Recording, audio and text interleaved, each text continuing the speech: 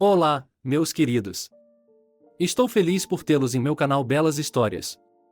Desejo que gostem de assistir. Escrevam comentários sobre nosso trabalho. É importante para nós. Obrigado a vocês. O fato de John ter morrido não era novidade para os aldeões de Barrow, pois nos últimos anos todos se perguntavam como John, com todas as suas enfermidades e sua idade, que já passava da 9ª década, ainda poderia estar andando pela aldeia. Mas ninguém se alegrou com a morte de John, e não havia pessoas indiferentes, porque John era conhecido como um velho estranho, mas com alma, humor e grande sabedoria de vida.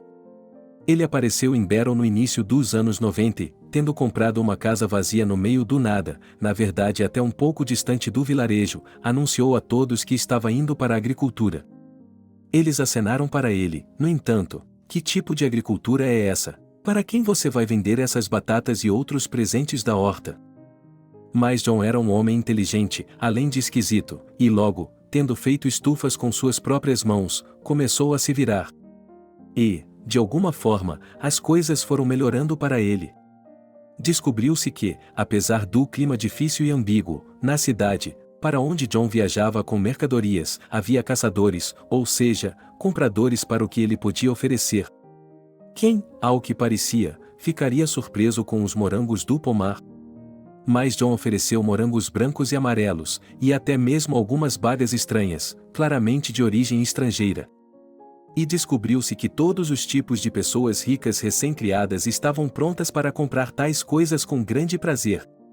Em geral, John não falava muito sobre seus negócios, mas no vilarejo não havia como esconder nada do público, e eles o viram no mercado da cidade. As pessoas estavam balançando a cabeça. John era um John rápido. Que sorte! Mas que baga existe no inverno? Mas aconteceu que, para o inverno, John conseguiu construir um anexo à casa, como uma cozinha adicional, e mesmo com suas próprias mãos montou um fumeiro e começou a cozinhar peixes lá. Ele comprava o peixe dos habitantes locais e o defumava de acordo com receitas especiais para fazer uma iguaria, também para vender na cidade. E, na primavera, John comprou o terreno da antiga fazenda estatal e plantou todas as cenouras, beterrabas e outros vegetais. Ele encontrou alguém para vender na cidade. As bagas, mais uma vez, começaram a crescer mais de acordo com a ciência e ele não apenas construiu estufas com suas próprias forças, mas também contratou trabalhadores. Assim, ele se tornou um fazendeiro. Em geral, os habitantes locais, a princípio, olhavam para ele de forma oblíqua, simplesmente por causa da diferença social, porque, bem, ele era mais inteligente. Mas depois John ganhou o respeito de todos. Em primeiro lugar, ele ajudava os aldeões e podia facilmente pedir dinheiro emprestado a eles em tempos difíceis. No entanto, John tinha visão de raio-x e nunca dava dinheiro a ninguém que quisesse dinheiro para uma garrafa. Em segundo lugar, ele ajudava a escola local com reparos e também limpava a lagoa local, que deixava de ser uma poça para se tornar um pequeno lago agradável, na margem do qual agora era possível fazer piqueniques e tomar sol. Ninguém sabia exatamente quanto John ganhava com seu trabalho na fazenda, mas supunham que era muito. Entretanto, ninguém entendia em que ele gastava o dinheiro. Em geral, ele gastou o dinheiro de forma decente no início, e ficou claro que ele estava restaurando a casa, que tinha 2 andares e que, como costumavam dizer, foi construída em meados do século passado, para que as pessoas grandes da cidade pudessem vir aqui para ter um descanso civilizado, por assim dizer. Mas, desde meados dos anos 80, a casa estava abandonada e, nos anos 90, encontrava-se em um estado lastimável. John tomou para si a responsabilidade de restaurá-la para que tivesse uma aparência decente. Mas as pessoas só podiam ver como ele decidiu fazer tudo por fora, e poucas pessoas sabiam o que havia dentro, porque John não gostava de receber convidados. John dirigiu um Volga comum durante todo o tempo em que pôde dirigir. Ele se vestia com simplicidade e até de tal forma que, se você não soubesse quem ele era, pensaria que ele era um homem pobre. Também era sabido por todos que John era um solitário. E havia muitas versões sobre isso, alguns diziam que John era órfão, outros afirmavam que o caso aqui estava, é claro, em conflito com a família, talvez até envolvendo algum amor infeliz. Em suma, todos só podiam especular por que ele era tão solitário. Assim, John vivia em silêncio. Ele administrava seus próprios assuntos. E então ele morreu. Os médicos disseram que foi uma morte fácil, apenas uma parada cardíaca durante o sono. Então, o que faremos agora? Perguntou Leslie. Ela era a vizinha mais próxima de John e o conhecia um pouco melhor do que qualquer outra pessoa, porque nos últimos anos, como mãe solteira de 2 meninas de 6 e 12 anos, ela sobrevivia trabalhando meio período para um fazendeiro eremita, indo à casa dele 2 ou 3 vezes por semana para limpar e cozinhar. E, naturalmente, todos estavam curiosos sobre a vida particular de um não-humano. Nessa ocasião, Leslie e Carlo, um morador do vilarejo, tiveram uma conversa. A propósito, isso aconteceu alguns meses antes da morte de John. É como a cabana de Baba Yaga, disse certa vez a filha mais nova de Leslie, Emma, quando estavam falando sobre o vizinho. Sua mãe deu-lhe um leve tapinha nas costas, quase carinhoso, para fins pedagógicos, e disse-lhe para não falar bobagem, ou ela seria proibida de ler livros de histórias antes de dormir. É uma casa normal, comum. Imagine, não tem nem eletrodomésticos caros, a geladeira é da Biriusa. O forno, bem, o fogão é comum, em geral, tudo é simples. Bem, o que você quer? Ela acenou com as mãos, muitos, aliás, milionários e até bilionários vivem modestamente. Aqui, eu vi que até no metrô podem andar de metrô e andar com meias rasgadas. Por que eles ganham dinheiro? Perguntou Carlo. Bem, talvez ele o gaste em caridade, sugeriu Selena, a filha mais velha de Leslie. Ele gosta de dizer que o bem deve necessariamente vencer? O que ele quer dizer com isso? Carlo não entendeu. Como eu poderia saber? Selena deu de ombros. Às vezes ele pensa sobre isso e murmura para si mesmo. Em uma palavra, um maluco. Resumiu Carlo. Mas estou curioso. Onde ele coloca o dinheiro? Provavelmente economizando. Já ouvi falar de acumulação patológica.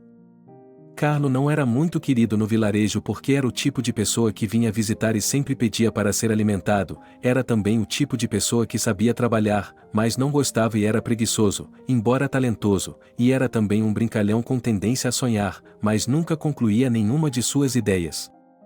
Eles não gostavam de Carlo, mas consideravam seu personagem Ovrazog inofensivo porque ele nunca havia bebido na vida, pois era alérgico ao álcool. Eles também sentiam um pouco de pena de Carlo porque ele foi criado por um pai que era um bêbado amargo. A mãe de Carlo morreu devido ao consumo de álcool ruim quando o filho tinha 4 anos de idade. Assim, o menino ficou órfão. Seu pai morreu do mesmo álcool, mas não diretamente, mas adormeceu em um monte de neve. Isso aconteceu naquele ano, na primavera em que Carlo estava programado para se formar. Só que, por algum milagre, ele não foi reprovado e agora pretendia ir para a cidade para aprender e ser um chefe de sushi, um mecânico de carros, um construtor. Carlo ainda não havia se decidido. E por causa desse caráter inarticulado, o desemprego o aguardava e, por fim, um idiota da aldeia. Mas Carlo não se ofendia e sabia como se defender habilmente, colocando o interlocutor em seu lugar, dando o exemplo de todos os tipos de grandes pessoas que só conseguiram algo depois de 40 anos, então. No entanto, ninguém ainda queria levar Carlo a sério. Naturalmente, a morte de John prometia criar muitos problemas, no sentido de que tudo era interessante e obscuro, e o que aconteceria com todos os seus bens. E, de repente, descobriu-se que em sua cama, debaixo do travesseiro, o idoso guardava um envelope no qual estava escrito para ser aberto em caso de minha morte. O médico abriu o envelope e, em seguida, olhou em volta para os moradores do vilarejo, que haviam passado pela casa como vizinhos, atraídos por notícias como a aparição de uma ambulância no quintal de John. "Há isto", e disse o médico. "Um testamento?" perguntou Harvey. "Não. É um apelo a todos. O povo de Barrow Village." "Eu já vi isso antes", o médico acenou com a mão. "Eu nunca vi isso antes." "Bem, então leia, por favor", exclamou Harvey. O médico apertou os olhos. "Você é a única pessoa oficial aqui", Harvey coçou a nuca. "Como você entrou aqui?" O médico abriu e fechou a boca. Eu o chamei, seu idiota. Soluçou Leslie. Falei com John e combinamos que eu limparia as janelas hoje, e... Ai de mim, eu ia fazer sopa hoje, com uma saia, como ele gostava, e a mulher chorou. Por favor, controle-se, o médico tentou animá-la. Algum parente do falecido? Não, Leslie soprou ruidosamente em seu lenço. Havia um. Veja, está na carta. De qualquer forma, é melhor você mesma fazer isso, ele estendeu a carta. Leslie pegou o envelope, rasgou-o e tirou um caderno, escrito com a letra de John. Ela começou a ler em voz alta, sem pressa e com clareza suficiente para que todos entendessem. Descobriu-se que John havia feito um testamento, que estava guardado em tal e tal cartório, especificando seu nome e endereço. Ele especificou que queria que seu patrimônio fosse para uma pessoa específica na cidade e que era. Leslie soluçou, começou a se apoiar na parede e só não caiu porque foi pega por Harvey, disse ele. Eu fico com o terreno. E o equipamento e a casa. Tudo para a agricultura. Meu Deus! Isso é. Oh, isso é. Bem a tempo, um assobio furioso atrás dela, mas Leslie não percebeu. Em geral, havia muitas pessoas passando pela casa do vizinho. Não porque as mortes fossem raras em Barrow, não, aqui esses casos tristes ocorriam de acordo com as estatísticas comuns das vilas e cidades. O fato é que John era uma pessoa muito atraente. A frase invejosa era de Mary. Essa mulher de 45 anos não tinha a melhor reputação em Barrow, porque bebia tanto que não conseguia ver o selênio branco, e pegava homens, por assim dizer, procurando maridos e trocando-os com muita frequência do que seria decente até mesmo para a solteirona mais desesperada. Maria não trabalhava em lugar nenhum há muito tempo, era alimentada e, acima de tudo, embebedada por seus colegas de apartamento. Seu par na época era Frederick, um ex-trabalhador de serraria, demitido por absenteísmo e tentativa de roubo. Esses personagens eram tão mal vistos no vilarejo que não podiam nem mesmo pedir nada emprestado na loja e tinham de ir ao vilarejo vizinho para comprar água branca, cerveja amarela e sanduíches.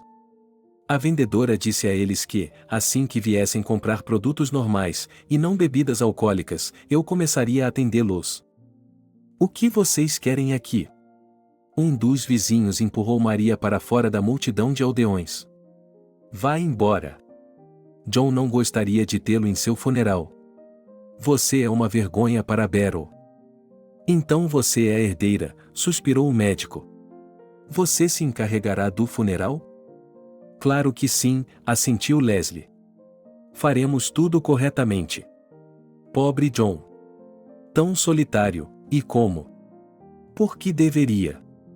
Por que ele deveria? Por que eu deveria?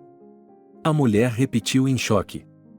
Nunca pensei nisso, só estava ajudando. Ok, cidadãos. O médico balançou a cabeça. Isso não tem nada a ver com nada disso.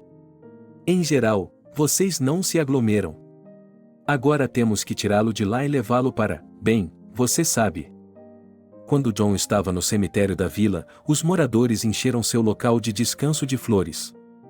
Quase todo mundo veio. Exceto, como diziam, os sem coração, como Maria. No dia em que se despediram de John, o tempo estava tão bom que se poderia pensar que o fim do outono havia decidido voltar atrás e dar lugar ao verão. O sol estava quente, o vento sussurrava baixinho nas copas das árvores. Na cerimônia espontânea de despedida no Pogost, todos tinham algo bom a dizer sobre John. Eles se lembraram de suas excentricidades. Lembram-se do que ele fez com Evan há cerca de 10 anos? Steve se voltou para aqueles que tinham ido ao velório. Steve era um dos trabalhadores rurais que haviam trabalhado para John durante todos aqueles anos. Steve apreciava seus patrões porque John pagava seus trabalhadores generosamente, tão generosamente que dava para alimentar toda a família e ainda sobrava um pouco. Em geral, pensava Steve, ele não se surpreendia com o fato de o velho não ter dinheiro para pagar seu salário e, mesmo que houvesse um motivo, como uma licença médica, ele sempre o apoiava financeiramente. Eles sabiam que o fazendeiro fazia isso pela bondade de seu coração, se uma pessoa estivesse com problemas. Eu me lembro. Eu costumava levantar minha mão para ele era um estudante, Harvey, e costumávamos ir para o rio então. Ouvíamos as histórias da minha avó, ela ainda estava viva na época. De qualquer forma, ouvíamos histórias de que o moinho lá, antigamente, era amaldiçoado e que as sereias estavam lá, saindo e prendendo as pessoas à noite. Oh, nós tínhamos tanto medo. Eu não me importava com contos de fadas naquela época, sorriu Steve. Eu já havia me estabelecido aqui. Lembro-me de um vizinho batendo à minha porta. Havia uma, Catherine, lembra-se? Bem, ela foi para a cidade e se tornou professora. Todos ao redor acenaram com a cabeça e Steve continuou. Lembro que ele bateu na minha janela e me disse que tinha uma filha, Lisonka, que tinha cerca de 9 anos na época. Ela, a bobinha, fugiu para a represa. Fiquei com medo de que ela também se afogasse. Mas quando John apareceu, muitos dos aldeões se lembraram dessa história. As crianças fizeram uma fogueira na praia e começaram a assustar umas às outras com histórias de maldade, e então alguém sugeriu chamar o próprio Homem das Águas. Em geral, eles se aglomeravam na praia e começavam a uivar chamados, jogando doces com doces na água para atrair o mal. E, de repente, os arbustos farfalharam e as crianças correram com o pensamento disperso, as sirenes em suas almas chegaram. Mas foi John quem afastou as crianças do rio, agitando feixes de urtigas. Ele as conduziu até a vila, e lá os jovens em busca de sereias correram para seus quintais. E ninguém repreendeu John por esse desempenho, porque foi até bom para as crianças e elas ficaram calmas. Não para sempre, é claro. Porque as crianças tendem a esquecer as coisas muito rapidamente. Sim, o velho era estranho, suspirou Steve, mas ele era um bom homem. Vamos nos lembrar dele. No dia seguinte, Leslie foi para a casa de John, ele teve que limpá-la, arrumar as coisas. Depois, durante a semana, ele iria ao cartório para começar a formalizar a herança adequadamente. Ela ainda não conseguia acreditar que era tão rica. E estava um pouco assustada porque Leslie nunca tinha tido um negócio antes e não sabia como abordar a agricultura. Portanto, mesmo sabendo que levaria 6 meses até que ela pudesse se desfazer de tudo, ela pensou de antemão que talvez devesse vender tudo para algum empresário de verdade. E já está lá. Colocar os lucros, é claro, no banco e com juros, e pegar, pouco a pouco, filhas para criar, aprender, educar, para que houvesse um começo de vida para suas queridas Emma e Selena. Para agilizar as coisas, Leslie pediu ajuda a Harvey e também ligou para Steve. Este último concordou prontamente, pois Steve ultimamente tentava não ser nada em casa e o assunto era sua esposa. O homem havia se casado por amor, mas depois descobriu-se que eles não se davam bem? Ele teria se divorciado dela há muito tempo, mas o filho deles, Grika, havia nascido e agora, é claro, era impossível pensar nisso. Então Steve tentou fingir que tinha uma família e que tudo estava normal. Mas, às vezes, isso não funcionava. Mamãe, eu não vou fazer nada, fez beicinho e cruzou os braços sobre o peito, declarou teimosamente a filha mais velha, quando Leslie disse que ela também participaria da organização das coisas na casa de John. E você não tem o direito de me forçar. Como você é má, disse Leslie. Bem, se é assim, vá para casa. Espere, acrescentou ela sardonicamente, antes que sua filha pudesse sair galopando alegremente. Faça sua lição de casa. Lave a louça. E varra o chão. A propósito, tenho que descascar batatas para o jantar. Bem, mamãe. Selena revirou os olhos. Não seja minha mãe aqui. Sua mãe sacudiu o dedo para ela. Não vou deixar você fazer nada, preguiçosa.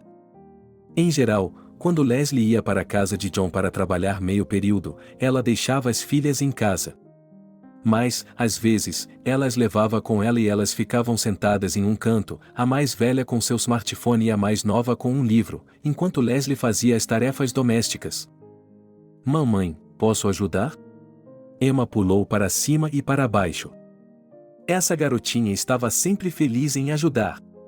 E Leslie incentivava esse entusiasmo de todas as formas possíveis, esperando que Emma crescesse e se tornasse uma boa anfitriã. Graças a Deus, meu raio de sol, minha estrela brilhante. Ela acariciou a cabeça da filha. Que menina esperta ela está crescendo. Está vendo a prateleira com os livros? Você os tira um por um e os coloca em 2 pilhas, entendeu? Minha filha assentiu com a cabeça. Coloque os livros infantis, onde você vê fotos, em uma pilha, e todos os outros livros na outra. Depois, nós os levaremos para a biblioteca do vilarejo. John gostaria que suas coisas continuassem servindo as pessoas. Quando vamos desmontar a cabana de Baba Yaga, posso ajudar também. Filha. Leslie espalhou as mãos.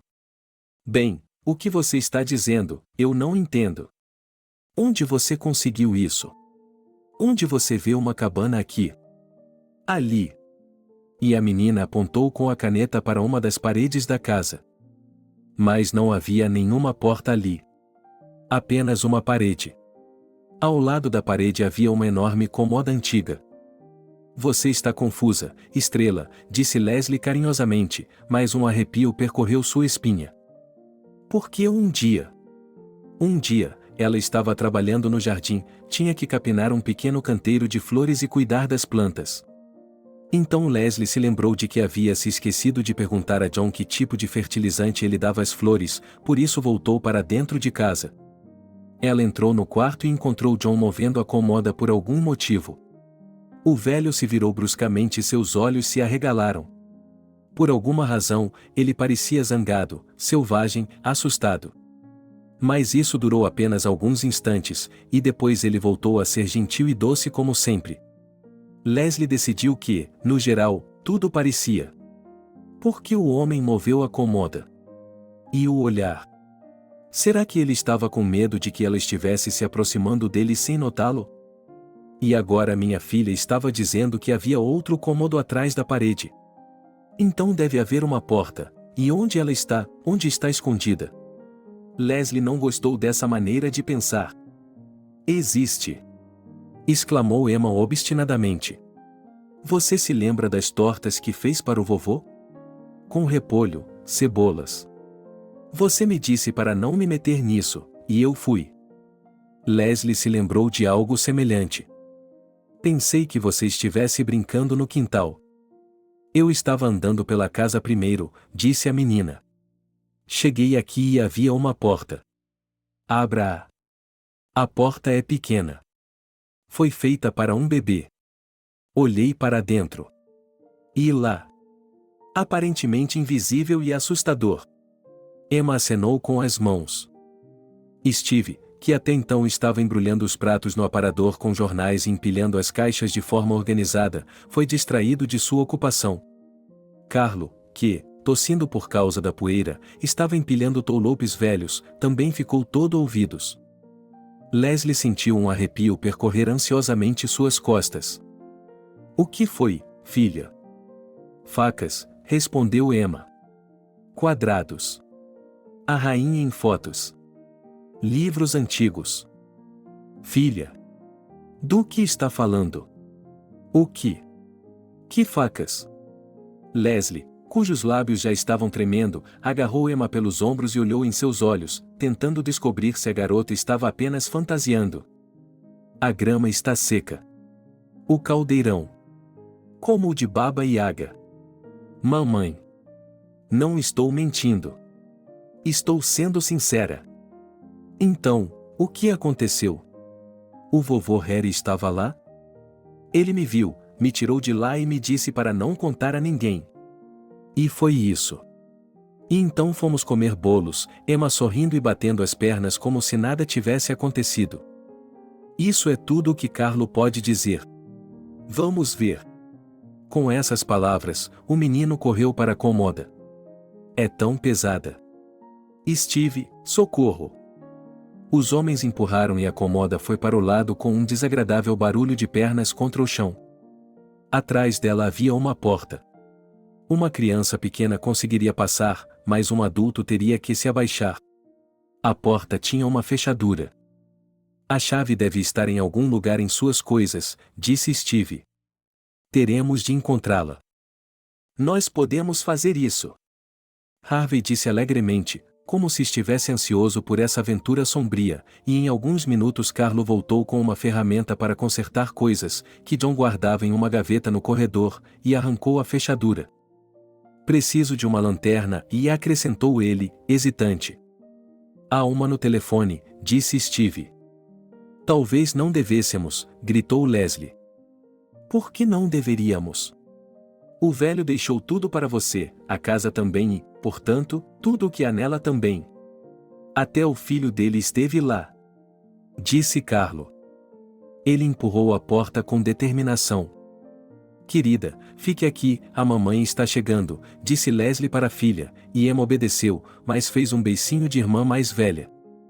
O cômodo atrás da parede era bastante estreito, e você podia tocar as duas paredes se esticasse os braços. Mas era bem comprido, estendendo-se por toda a extensão da parede lateral da casa. Leslie olhou com medo por cima dos ombros dos homens. O que ela precisava era que o avô de Harry se revelasse algum tipo de maníaco. Ela já tinha ouvido falar de casos como esse. Quando uma pessoa aparentemente comum vivia, que poderia até ser um pai de família exemplar, e de repente descobria uma coisa dessas. Era horrível. Então, durante todo esse tempo em que ela estava ajudando, cozinhando e limpando, um louco? Que horror! E muitas vezes ela levava as filhas com ela. Não, Leslie não podia se culpar por isso agora, e quando ela trabalhava meio período na loja, também levava as filhas com ela. Só que às vezes ela deixava a mais nova sob os cuidados da mais velha. E então? O que há de errado em as meninas ficarem com a mãe o dia todo? Isso a faz se sentir melhor.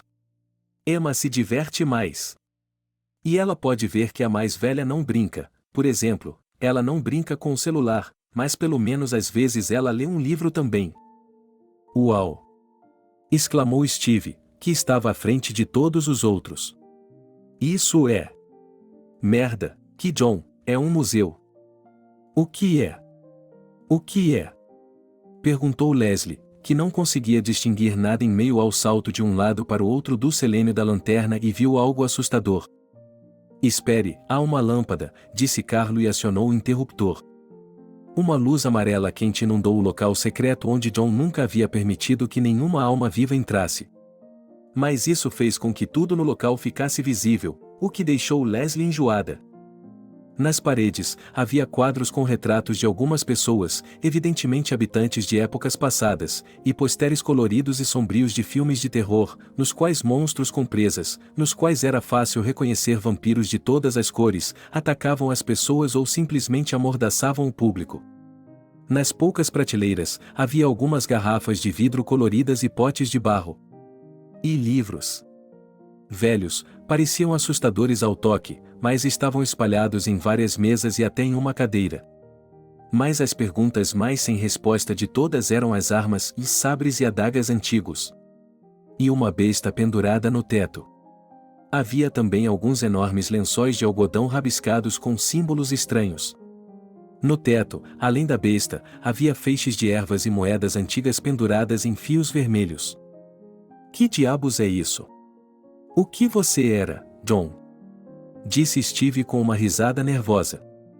Acho que sim, disse Harvey, inclinando-se para o lado para procurar alguma coisa. Nosso avô era um caçador. Um caçador. Leslie balançou a cabeça, sem saber se chorava ou ria histericamente. Ahá, continuou Carlo, e ergueu sua descoberta, uma estaca de madeira afiada, para que todos pudessem ver. Um caçador de vampiros. Ele disse e chutou as estacas espalhadas pelo chão. Eles não ficaram muito tempo naquela sala estranha, mas saíram correndo, sem falar, mais rapidamente juntos, e sem palavras, pois a atmosfera estava muito carregada. Naturalmente, qualquer outra rotina de limpeza e desmontagem de coisas na casa do falecido estava fora de questão. Mamãe, estou com raiva de você, Emma fez beicinho. Por que não me levou com você? Vou lhe comprar uma barra de chocolate. E uma boneca com tranças, a boneca da princesa Sapo, pode ser? Leslie de repente se virou para a filha com carinho. Só sobre o que você viu aqui, minha querida, sobre o que estávamos atrás da porta, não conte a ninguém, está bem? Mantenha isso em segredo? Tudo bem, depois de pensar sobre isso, a menina respondeu. E uma caixa grande de geleia também.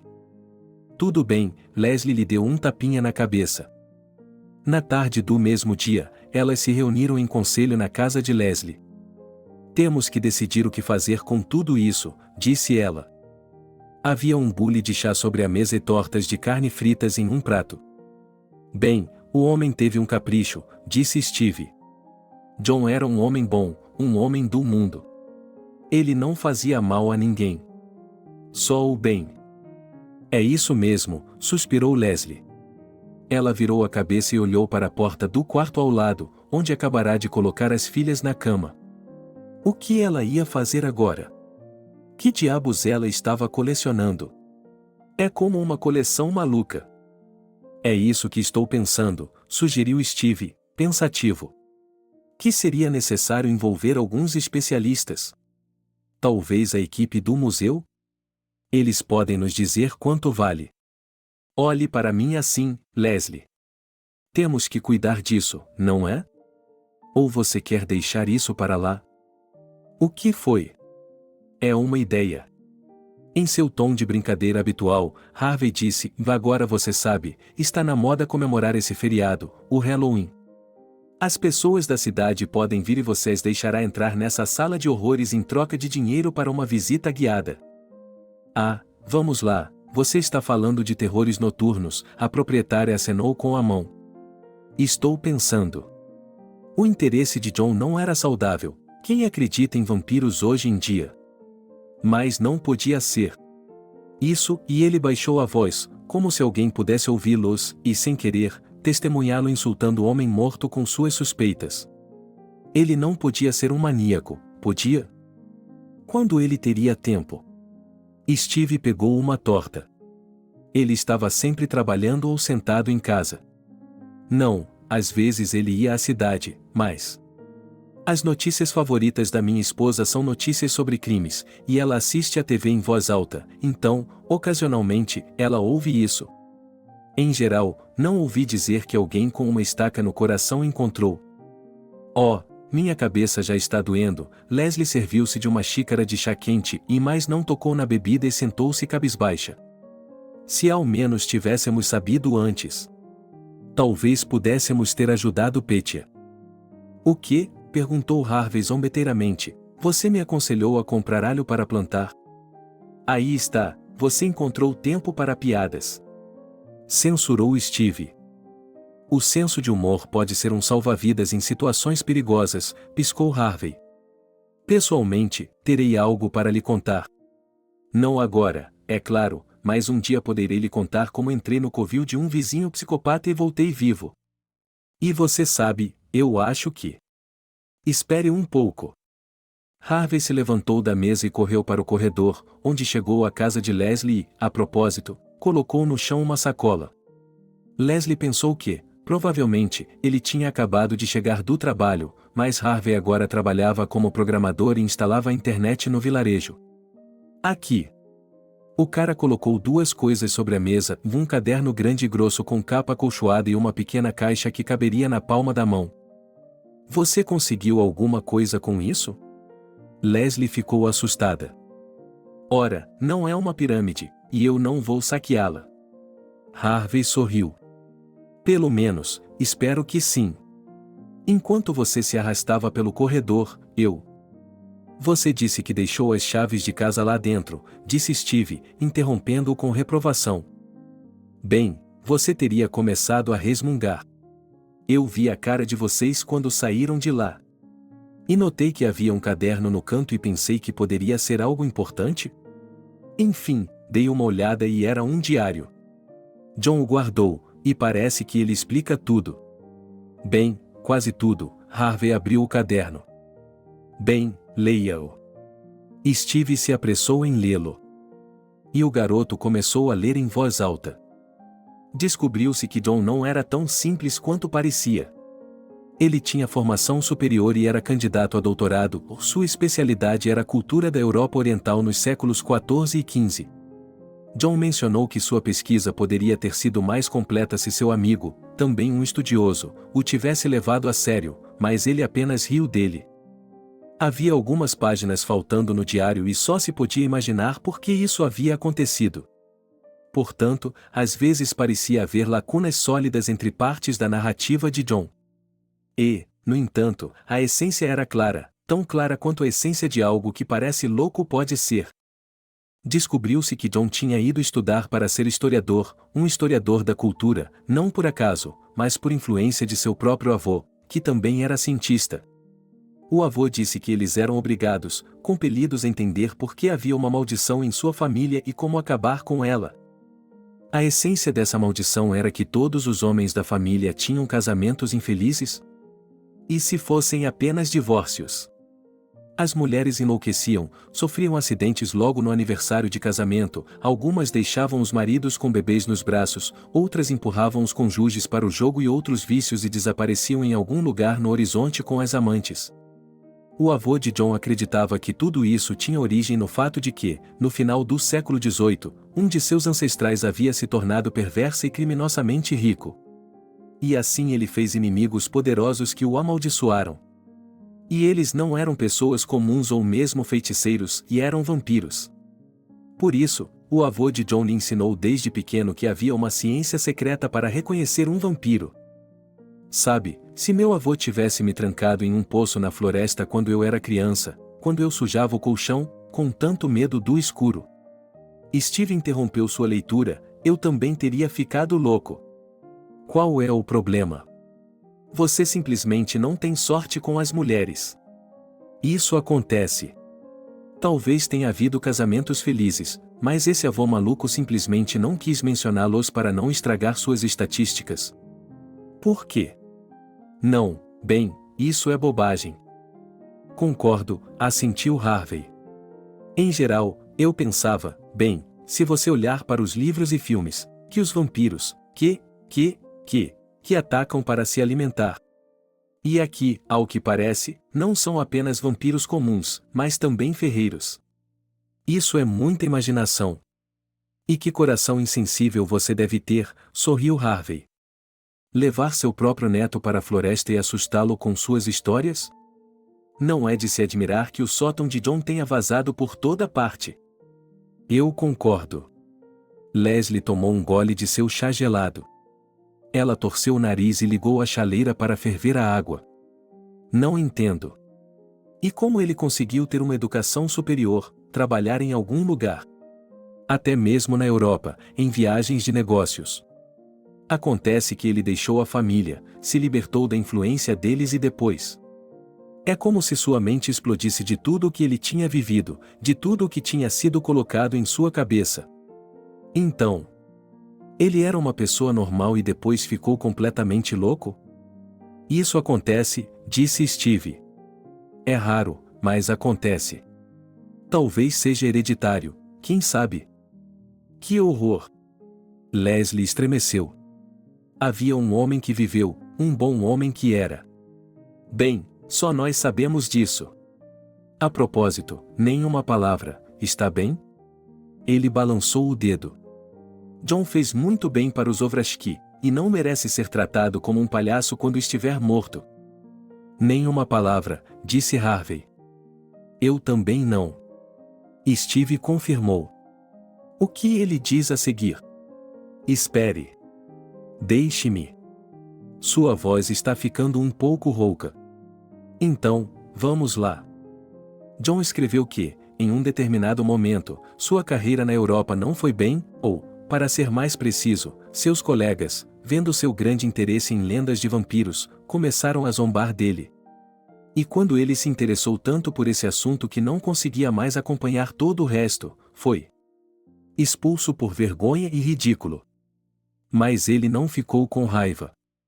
Pois sabia que tinha feito o suficiente para seguir o rastro daquelas criaturas que haviam arruinado a vida de sua espécie. A vida de sua família estava arruinada. Harvey zombou do registro no diário. Isso é interessante. Então, seus ancestrais eram ladrões, os vampiros eram feiticeiros e ele foi amaldiçoado pelo fato. Mas nenhuma palavra sobre isso. De jeito nenhum. John finge que sua família é uma vítima inocente. É um bom truque. Espere, teremos tempo para avaliar. Steve levantou o dedo. É ainda mais interessante. E, literalmente, em 2 linhas, John mencionou que, quando ainda era estudante, conheceu o amor de sua vida, a bela Sofia. Mas ela escolheu outra pessoa em vez dele. O que, naturalmente, foi atribuído à maldição. Brevemente, John mencionou que o negócio no início dos anos 90 era mais fácil do que ele esperava e que ele já havia percebido, em princípio, que o trabalho de sua vida nunca terminaria. Porque sua busca foi interrompida, não deu em nada. Porque aquela família rica, na qual algumas pessoas eram impuras, morreu no final do século XIX e seus filhos não deixaram descendentes. Em suma, parecia que tudo havia acabado. Mas, apesar disso, no final dos anos 90, John encontrou pessoas que eram conhecedoras de antiguidades e comprou delas coisas que haviam sido usadas no século passado e antes por verdadeiros caçadores de vampiros. Ele achou que, por via das dúvidas, deveria estar preparado para destruir as criaturas da noite. Será que elas existiam? Leslie engasgou. Quem eram eles, os loucos, que estavam caçando? Suponho que estivessem apenas roubando dinheiro de cidadãos honestos, disse Harvey, e quem exigiria provas deles? Eles mentiram que o vampiro se transformou em cinzas depois da estaca, só isso, e que as cinzas foram levadas pela brisa. Ou talvez tenham pegado um trampo. Portanto, não tocarei nessas adagas e cutelos com minhas próprias mãos, disse Leslie com sentimento. Isso é horrível. Você não sabe o que vem a seguir, e disse Steve com tristeza, olhando para o final do diário. E foi assim que John testou todos os habitantes da aldeia para ver se eram vampiros. Anteriormente, ele havia escrito em seu diário que os vampiros não deveriam andar ao sol? Mas depois ele acrescentou que, como todos os seres vivos evoluem na natureza, os vampiros, embora não sejam seres vivos, teoricamente também poderiam evoluir, o que significava que ele não podia relaxar. Então ele olhou ao seu redor, para os aldeões. Mas, no final, ele nunca suspeitou de ninguém.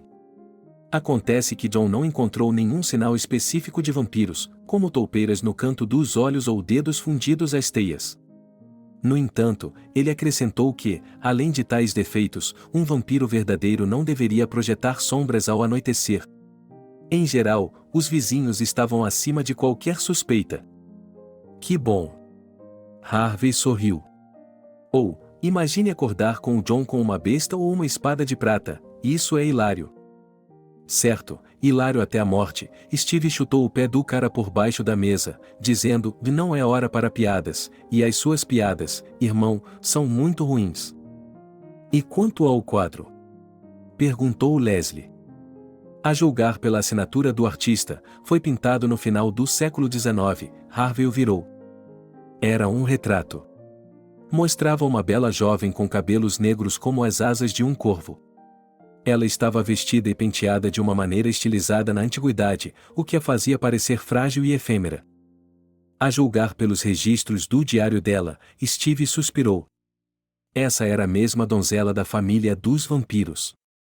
Ela morreu de sarampo quando tinha 18 anos. Isso foi o que eles escreveram na época. Mas John acreditava que ela era uma das últimas vampiras do clã e só estava fugindo para que os caçadores não a pegassem. Linda, e acrescentou Steve, por que não existem mais garotas assim? Existem garotas assim agora, disse Leslie com pena. É só que você tem problemas. O que? Sua garota é muito violenta. Sim, Steve costumava ter vergonha de falar sobre seus problemas conjugais, cara. Mas então o cálice da paciência e a disposição de suportar tudo em silêncio transbordaram. Steve não era originalmente um aldeão. Ele nasceu em uma cidade grande e, como ele pensava em sua juventude, na mais bela das Selene. A mãe não se lembrava, não sabia que ele havia morrido quando nasceu. Assim, a criação da pequena Olesha recaiu inteiramente sobre os ombros dos dois parentes remanescentes de seu pai e de sua avó. E enquanto Steve se lembrava de sua infância, sua avó encarnava para ele o afeto, o cuidado, o calor, a compreensão, a bondade, e seu pai o rigor, a frieza, a indiferença, as ofensas. Mas ele ainda o amava. E assim que ele começou a se dar conta disso, começou a sentir que devia ser muito defeituoso, não era bom, se seu pai não o amava. Quando Steve tinha 12 anos, sua avó morreu de derrame e ele e seu pai ficaram sozinhos. No início, Steve ficou feliz pelo fato de seu pai não beber, pois achava que a ausência desse vício era uma garantia de que eles viveriam normalmente. Mas descobriu-se que há outros vícios além do álcool, e o pai de Steve acabou se tornando um jogador irrefriável. Quando Steve completou 18 anos, seu pai havia conseguido perder tudo o que podia ser retirado do apartamento. E depois o próprio apartamento. Descobriu-se que, de alguma forma, ele havia conseguido penhorar grande parte do apartamento em apostas esportivas. Um dia, algumas pessoas sérias e sombrias apareceram no apartamento e confrontaram Steve com o fato de que ele tinha que vender sua pequena parte por alguns centavos, pois não o deixariam morar aqui. Pela primeira vez na vida, Steve levantou a mão para o pai e lhe deu um soco no rosto. Quantas vezes eu tentei ajudá-lo? Você não tem mais um filho. Steve estava amargurado e magoado por seu pai ter se tornado assim. E aproveitando sua maioridade, ele se apressou em sair de casa. Havia um lugar para morar, ele entrou em uma escola profissionalizante de mecânica de automóveis em uma cidade vizinha e conseguiu um lugar no dormitório.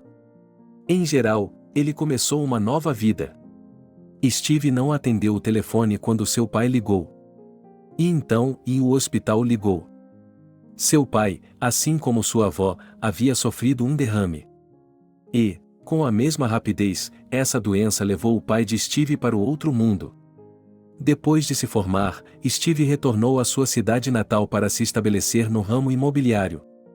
Ele foi consultar os advogados, mas eles entraram em contato e disseram honestamente que todas as tentativas de anular o negócio, uma vez feito por seu pai, estavam fadadas ao fracasso de antemão. Então Steve concordou em vender sua parte do apartamento. O dinheiro arrecadado na cidade para a moradia, mesmo o pior quarto, não seria suficiente e, percebendo que o aluguel de uma moradia não iria para lugar nenhum, mas para o bolso de outra pessoa, Steve decidiu que teria de se mudar para a vila, pois somente aqui ele poderia comprar pelo menos algum imóvel. Steve comprou a casa de um casal de velhos dente de leão que estava se mudando para a cidade com seus filhos mais velhos. Aquela casa era assustadora de se ver. Mas aconteceu que Steve não só sabia trabalhar com as mãos, como também adorava, de modo que, aos poucos, o que parecia um celeiro se transformou em uma residência muito decente. No próprio vilarejo, o trabalho não era abundante, mas no centro do distrito, para um mecânico de carros esperto, havia muito trabalho, e Steve percebeu que era a sua chance de organizar uma vida normal, com a mente da sua vida. Foi quando ele conheceu Harvey, que era apenas um garoto na época. E, de alguma forma, eles se tornaram amigos, embora as pessoas ao redor, a propósito, não entendessem muito bem essa amizade.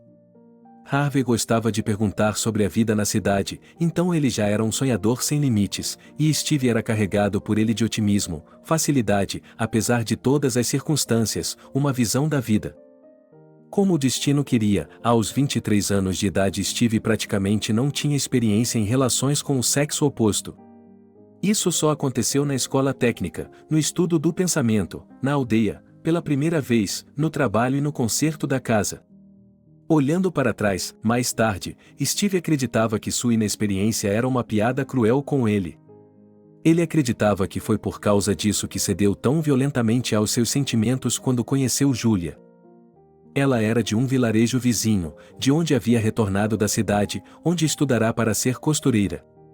Eles se conheceram no centro do distrito, tinham acabado de chegar para almoçar em um restaurante de fast food e se sentaram na mesma mesa porque quase não havia lugares disponíveis. Eles conversaram. Steve ficou impressionado com a história de Lucy e descobriu que sua família também não era fácil. A mãe, por exemplo, passou metade da vida em um asilo e não conseguia aceitar a partida de seu primeiro e único amante para outra mulher. Mas não foi desse homem favorito que sua filha nasceu, e sim de um homem aleatório. Yulia, na verdade, foi criada por seus avós maternos. E eles nunca esconderam dela o quanto sua mãe era problemática. Lucy confessou que sempre teve medo de enlouquecer e repetir o destino de sua mãe. Steve viu em Lucy uma alma gêmea, uma pessoa com um destino semelhante, que também sofria com as imperfeições de sua família. E Lucy também era muito espirituosa, falante. Ela era tão inteligente.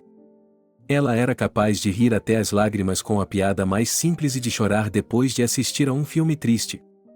Ela não era como pareceu a Steve, as garotas modernas, ela não se importava com o fato de ele não ser rico, ela acreditava que o principal era o amor verdadeiro, e não é certo que ele resolveria tudo e seria a felicidade da família. O casamento foi realizado às pressas, como se a felicidade prometida a alguém ameaçasse tirá-la deles. E eles viveram. Só que Steve, muito mais tarde, olhando para trás, percebeu que estava cego. Ele não notou os sinais óbvios que indicavam que sua Lucy não era uma pessoa comum. Mais de uma vez, ele quase arrancou os cabelos, lembrando-se de como seus avós o chamaram de lado e educadamente lhe disseram que ele era um cara legal, mas que sua Lucy não era páreo para ele. Então Steve decidiu que eles não o consideravam bom o suficiente para a neta deles. Tarde demais, ele percebeu o quanto estava errado. Eles só queriam avisá-lo. Para salvá-lo. Pouco depois do casamento, Steve, que passava dias seguidos com Lucy, começou a notar como o humor dela mudava de forma brusca e violenta. Eles não discutiam por nada. Às vezes, ele não conseguia fazer com que sua esposa respondesse a uma simples pergunta e, mais uma vez, qual era a culpa dele? Steve tentou se adaptar às mudanças de humor de Lucy.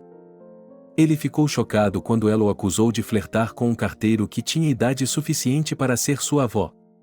Steve costumava achar divertidas as histórias, anedotas e contos sobre maridos patologicamente ciumentos. Mas agora ele próprio havia se tornado refém de sua esposa. Essa história com a carteiro, a propósito, não terminou apenas quando Lucy bateu em Steve na rua. Depois, ela chorou e pediu desculpas, dizendo que não sabia o que havia acontecido com ele. Olhando para trás várias vezes, Steve percebeu que deveria ter se divorciado dela naquele momento.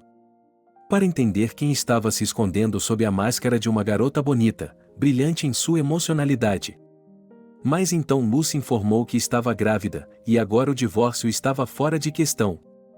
Steve atribuiu todos os seus crescentes caprichos, irritação e escândalos ao fato de que as mulheres grávidas, segundo dizem, sofrem alterações hormonais. Seu comportamento estranho após o aparecimento de Beori, ele escreveu para a depressão pós-parto. Steve aprendeu a prever as mudanças de humor de Julie, aprendeu a conversar com ela com cuidado para não irritá-la, não enlouquecê-la e não pedir escândalos. Ele percebeu que tudo isso era normal de alguma forma, mas não sabia o que fazer com tudo isso. Steve às vezes ficava horrorizado com o fato de ter se acostumado com isso.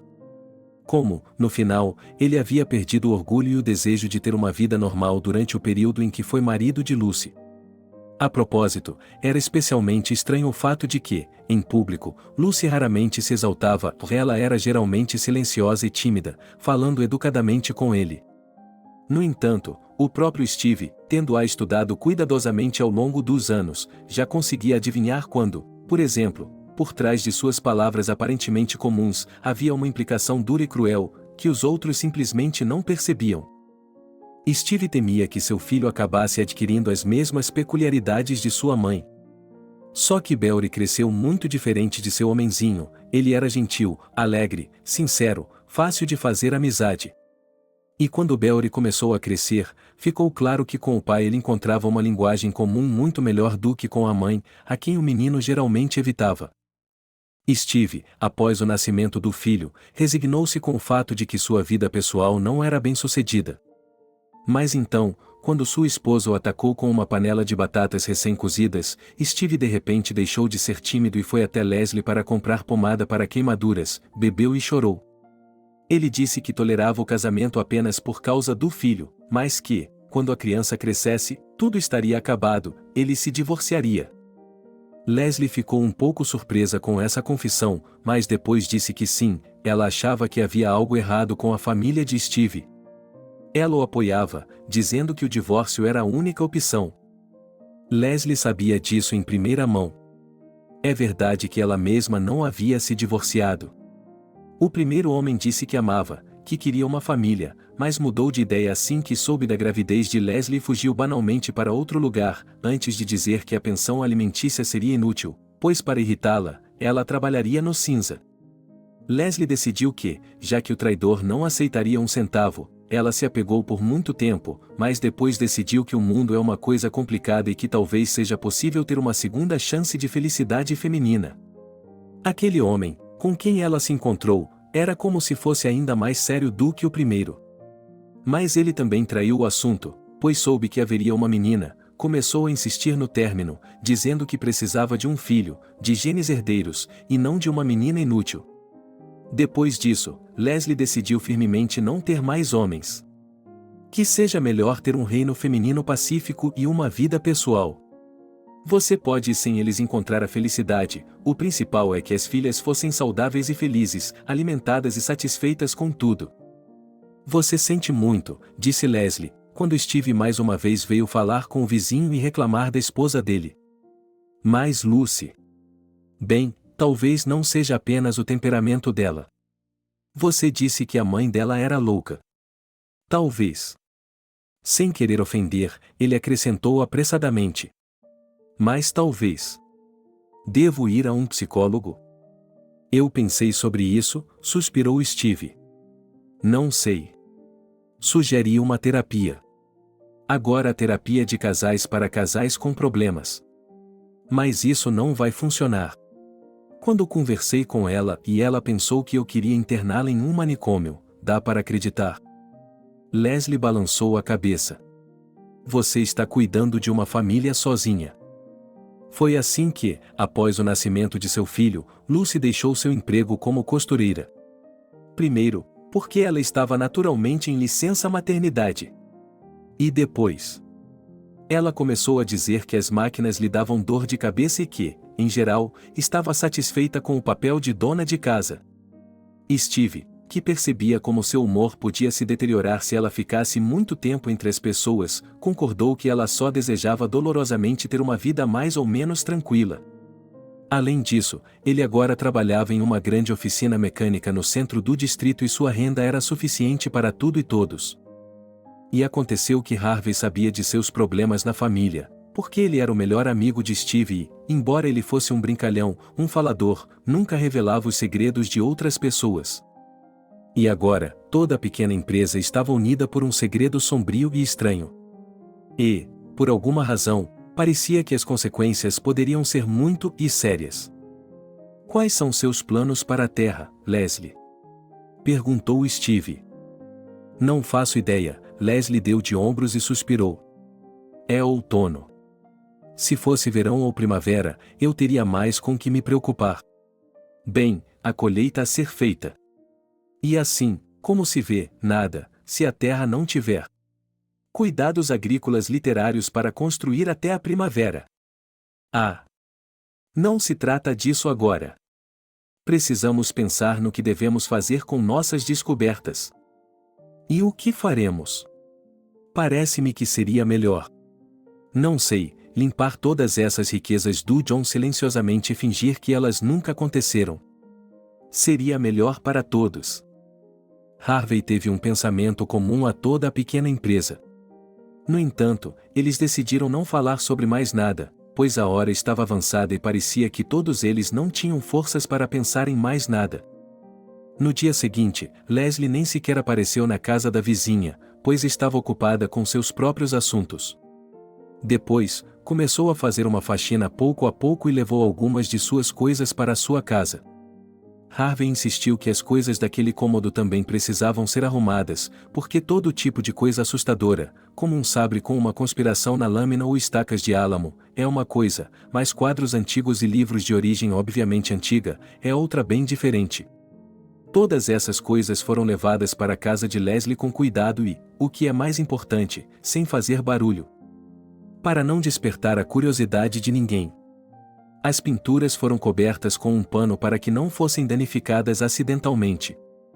Em seguida, houve um incêndio e a casa de John foi incendiada. Em uma noite, Leslie acordou com uma batida na janela e com os gritos dos vizinhos, pulou para fora e lá estava queimando para ficar horrível.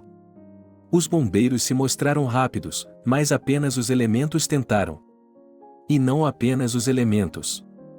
É incêndio criminoso, disse um dos bombeiros com confiança. É o que parece. Leslie não conseguia acreditar. Leslie não conseguia acreditar. Quem teria pensado nisso? Quero dizer, por que você faria algo assim? Quem sabe? Deu de ombros o bombeiro, tirando o capacete e esvaziando ansiosamente a garrafa de água. Quem sabe? Você disse que era a casa de seu falecido avô? Bem, já houve um caso assim, porém, era uma mansão extinta. Em geral, um empresário se divorciou de sua esposa e, em virtude do contrato de casamento, ela, como dizem, ficou descalça. Aparentemente, ela ficou ofendida com isso e incendiou a casa. É assim que acontece. Temos pessoas boas. Leslie se sentiu ofendida pelas pessoas de sua cidade natal. Ela percebeu que não podia responder por todos aqui, mas e tal ato parecia selvagem, nada adequado ao pacífico estilo de vida dos Ovrashki. De manhã, é claro, todos foram ver o que havia sobrado. Não sobrou muita coisa. Nada mesmo. Leslie só podia se alegrar com o fato de ter conseguido arrastar muitas coisas para dentro de casa. E então, enquanto caminhava até lá, tossindo com a poeira amarga que subia a cada passo, de repente, como um relâmpago, ela se deu conta de quem poderia ter feito aquilo. Mary. Saia daí, sua desgraçada. Leslie, cheio de raiva, bateu na porta amassada da casa mais distante do vilarejo. Por que está fazendo tanto barulho? O dono da casa olhou para fora, sonolento e inchado de bebida. O que você quer? Você vai acordar todo mundo. As pessoas normais já estão acordadas e trabalhando. Leslie cerrou os dentes e, sem qualquer preâmbulo, deu um soco no peito de Maria com o dedo indicador. Diga-me por que você incendiou a casa de John, hein? Você ficou com inveja por ele ter deixado tudo para as pessoas normais e não para você, um tornado, não foi? Do que está falando? Os olhos de Maria se arregalaram. Eu não coloquei fogo em nada. Oh, você mentiu. Leslie estreitou os olhos em desgosto. Por que alguém mais faria isso? Você é a única pessoa capaz de fazer algo assim. Você perdeu sua forma humana há muito tempo. O que você é? Maria parecia muito mal, mas tão mal agora que Leslie de repente pensou que talvez. E ela não é a culpada pelo incêndio criminoso? Afinal de contas, antes, por mais bêbada que estivesse, e sem fazer coisas desagradáveis aos aldeões, eu acho que. Talvez seus homens tenham ateado o fogo? Leslie fez uma nova acusação, mas não com tanta confiança. Que homens? Eu moro com um deles agora. Por quem você me toma? Você acha que se eu não trabalhar agora, se eu beber, sou uma criminosa? O que você sabe sobre mim? Você tem consciência? Leslie franziu os lábios. Mesmo que ela estivesse errada, ela não ia se desculpar. Não para alguém como aquela alma perdida. Tudo bem.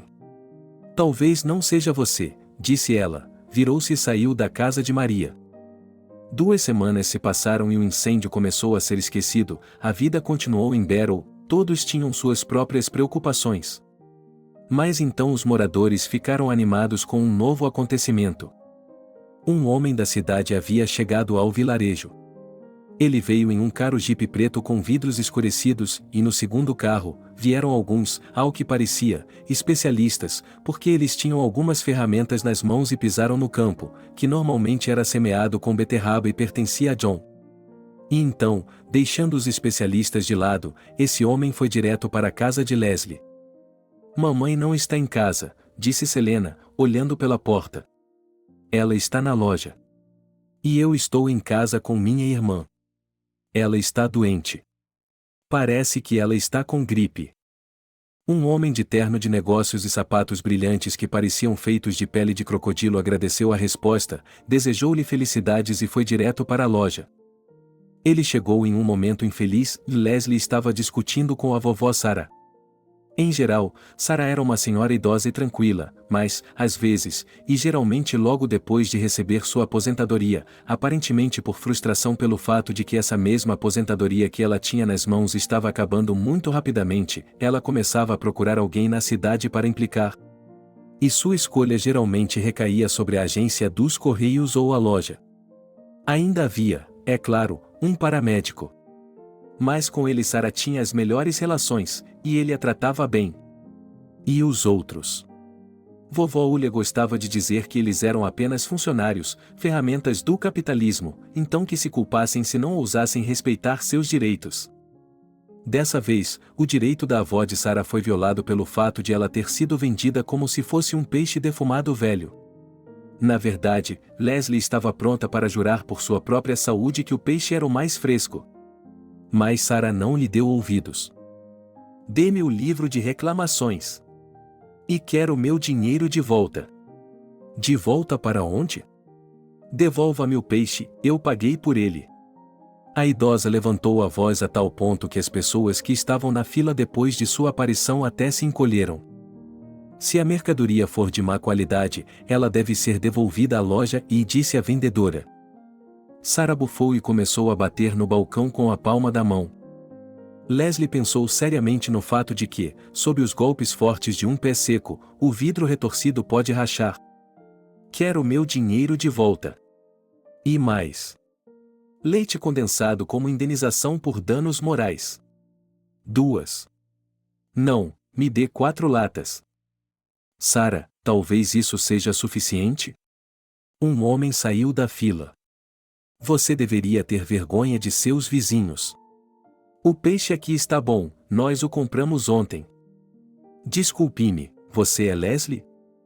Um novo rosto apareceu na loja e chamou a atenção porque o homem era alto, uma cabeça mais alto do que todos os presentes.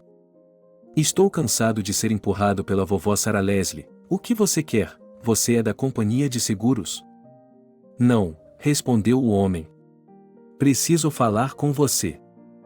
Estou trabalhando. A que horas você sai? O que você quer? Vamos, depressa. Estou cansada de tudo. Gaguejou Leslie, arrancando das mãos de Sarah a sacola de travesseiros de doces, que ela, murmurando algo, conseguiu jogar fora. Veja bem, acabei de chegar de Washington e... E daí? Leslie ficou um pouco mais nervosa e estava pronta para expulsar todo mundo da loja. E então, seria bom rastejar para baixo das prateleiras com pães, como um rato e soluçar de coração. Talvez então o Pstivá teria uma segunda respiração se Abraham? Veja bem, não tenho muito tempo e preciso falar com a herdeira de John. Do que se trata? É uma conversa particular. Bem, saia da loja. E volte algum dia. O homem hesitou. Leslie sentiu pena dele, parecia tão confuso. Fique com ele, por favor, disse ele, estendendo seu cartão de visitas. Por favor, ligue para mim quando estiver livre. Ele saiu e Leslie deu um suspiro de alívio, finalmente livre de distrações. Ela finalmente se defendeu da vovó Sarah, que comprou leite condensado, chá e trigo sarraceno, resmungou sobre o peixe e saiu. Quando seu turno das 8 horas terminou, Leslie tirou um cartão de visitas e um telefone do bolso e discou o número. De modo geral, ela não tinha energia para nenhum tipo de conversa. Mas a aparência do estranho era perturbadora. E as palavras dele sobre ela ser uma herdeira. Pareceu-lhe que ele... Talvez alguém como um advogado? Embora onde um tabelião envia alguém para conversar com herdeiros em casos de herança? Alexander? Você passou por aqui hoje. Sim. Vamos ver como estamos indo e... Quero dizer, você ainda está aqui? 1 minuto depois, Leslie viu um carro estacionado ali perto. E um homem saiu dele. Ele tirou o telefone do ouvido e se aproximou dela. Você ficou esperando em um carro o dia todo? Na verdade, há algumas horas. Achei que seria mais fácil esperar até que o horário de funcionamento da sua loja terminasse. Preciso falar com você agora mesmo. O que está queimando? Desculpe-me? Não importa. Qual é a sua pressa? Leslie arrumou nervosamente uma mecha de cabelo que havia escapado do coque apertado em sua nuca.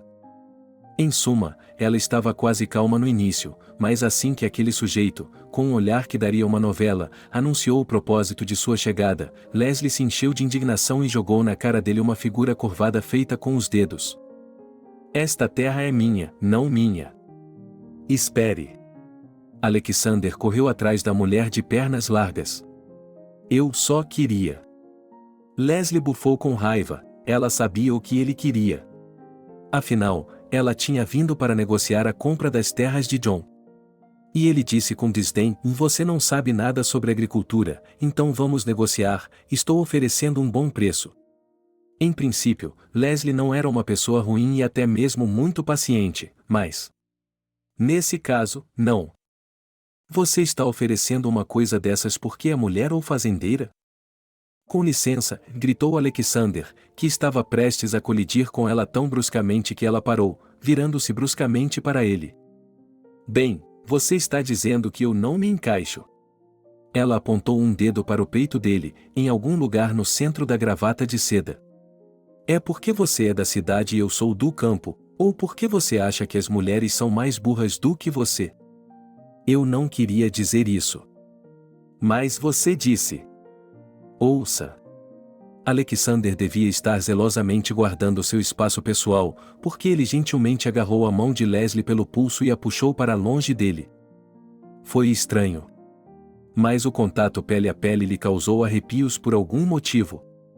O fato é que John não era apenas dono de um campo de vegetais, com estufas e tudo. Ele possuía outro pedaço de terra. Agora está toda arborizada. É muita terra, e problemática. Precisa ser desmatado. Ah, é? Eu nunca ouvi falar disso, e disse Leslie, pensativa, mas com uma ponta de dúvida. Talvez por ter acabado de ajudar John, mas sem fazer negócios com ele, ela encontrou algo para ferir Leslie com a aparência de uma cidade.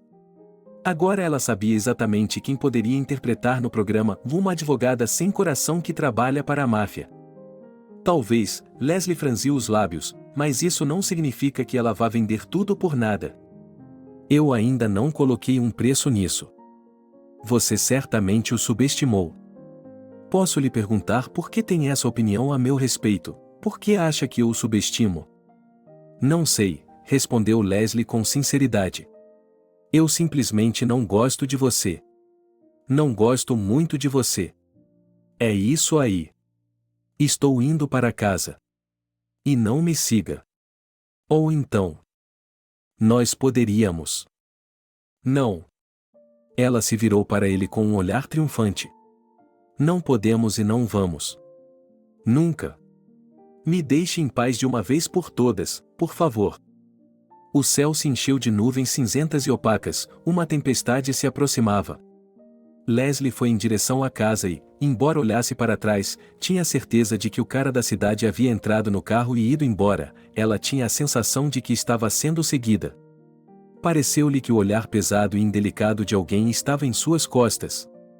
Nervosa e encolhendo os ombros, Leslie entrou em sua casa, pensando que aquilo era, obviamente, o que ela havia imaginado depois de seu encontro com Alexander. Ela não sabia que o olhar de desaprovação a havia seguido de longe e que a havia observado por vários minutos. Ela não sabia que a ameaça que sentia não era apenas um sonho, era tão real quanto o estrondo de um trovão ao longe. E a ameaça havia nascido naquela noite, quando ela se arriscou a levar para casa as pinturas que o velho sabia serem de vampiros reais do quarto secreto de John. Nada aconteceu no vilarejo por uma semana. Quero dizer, aconteceu, com certeza, mas, na verdade, esses eventos pertenciam à vida cotidiana comum e não chocaram ninguém. Leslie foi ao vilarejo para falar com um tabelião. O tabelião acabou sendo não apenas um profissional, mas também um homem prestativo. Quando Leslie contou a ele sua confusão sobre como administrar a fazenda, ele aconselhou a entrar em contato com alguns fazendeiros da vizinhança para ajudá-los a cuidar adequadamente da terra e das plantações. Não é uma questão simples, disse o tabelião. Se você mora no campo, sabe o quanto a terra precisa de cuidados. Minha esposa e eu temos uma casa de campo. Perdemos alguns meses este ano, na primavera não era a hora, depois voltamos, e lá as pragas já se alimentaram, e também os fertilizantes. Ao que parece, esses fertilizantes de nitrogênio deveriam ter sido colocados no devido tempo, e perdemos, e bem, e acenou com a mão. Em geral, não é um negócio fácil cultivar. E se você acha que, como diz, ainda vende ou talvez alugue, e depois venha, eu ajudarei, aconselharei sobre todos os assuntos. Leslie deixou a cidade satisfeita com o fato de o tabelião ter se revelado um homem sólido, inteligente com alma, até certo ponto. Filha, por que você está ao telefone de novo? Leve alguns livros para ler. Ou estará de volta na literatura 2, minha pena, e resmungou Selena Leslie, enquanto moldava outro bolo, a fornada anterior já totalmente corada na frigideira. Mamãe, por que eu tenho que estudar? Respondeu a filha com preguiça. Somos ricos.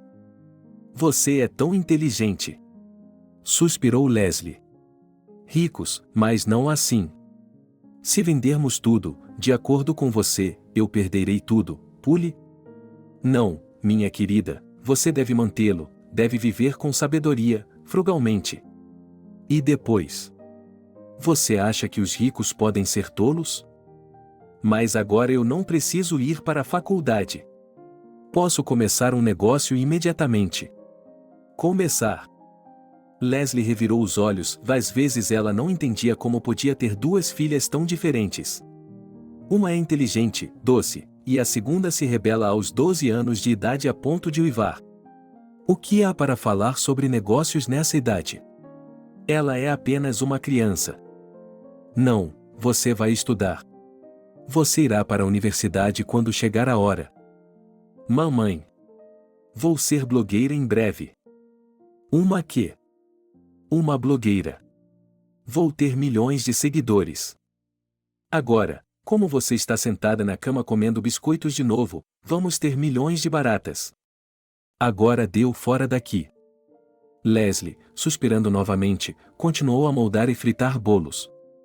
Ela já estava se arrependendo de ter sido tão dura com Alexander.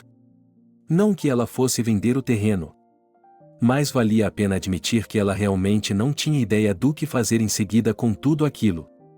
Quero dizer, em teoria, a pessoa também poderia acabar se dando conta e entrando na agricultura. Mas Leslie se lembrou da conversa no cartório. Ela havia mencionado a quantidade de terras que John possuía. E descobriu que, de fato, não havia apenas um campo de vegetais, estufas e assim por diante, mas também mais pedaços de terra? Aqui, pareceu a Leslie, eles poderiam ser vendidos. É verdade que não está claro o que esse cara ia fazer lá. No entanto, o principal é vender. E com o dinheiro arrecadado, poderíamos fazer muitas coisas. Em primeiro lugar, poderíamos construir uma casa nova, de 2 andares, com uma varanda envidraçada e uma estufa enorme. Talvez até uma estufa. Leslie sempre sonhou em cultivar flores exóticas.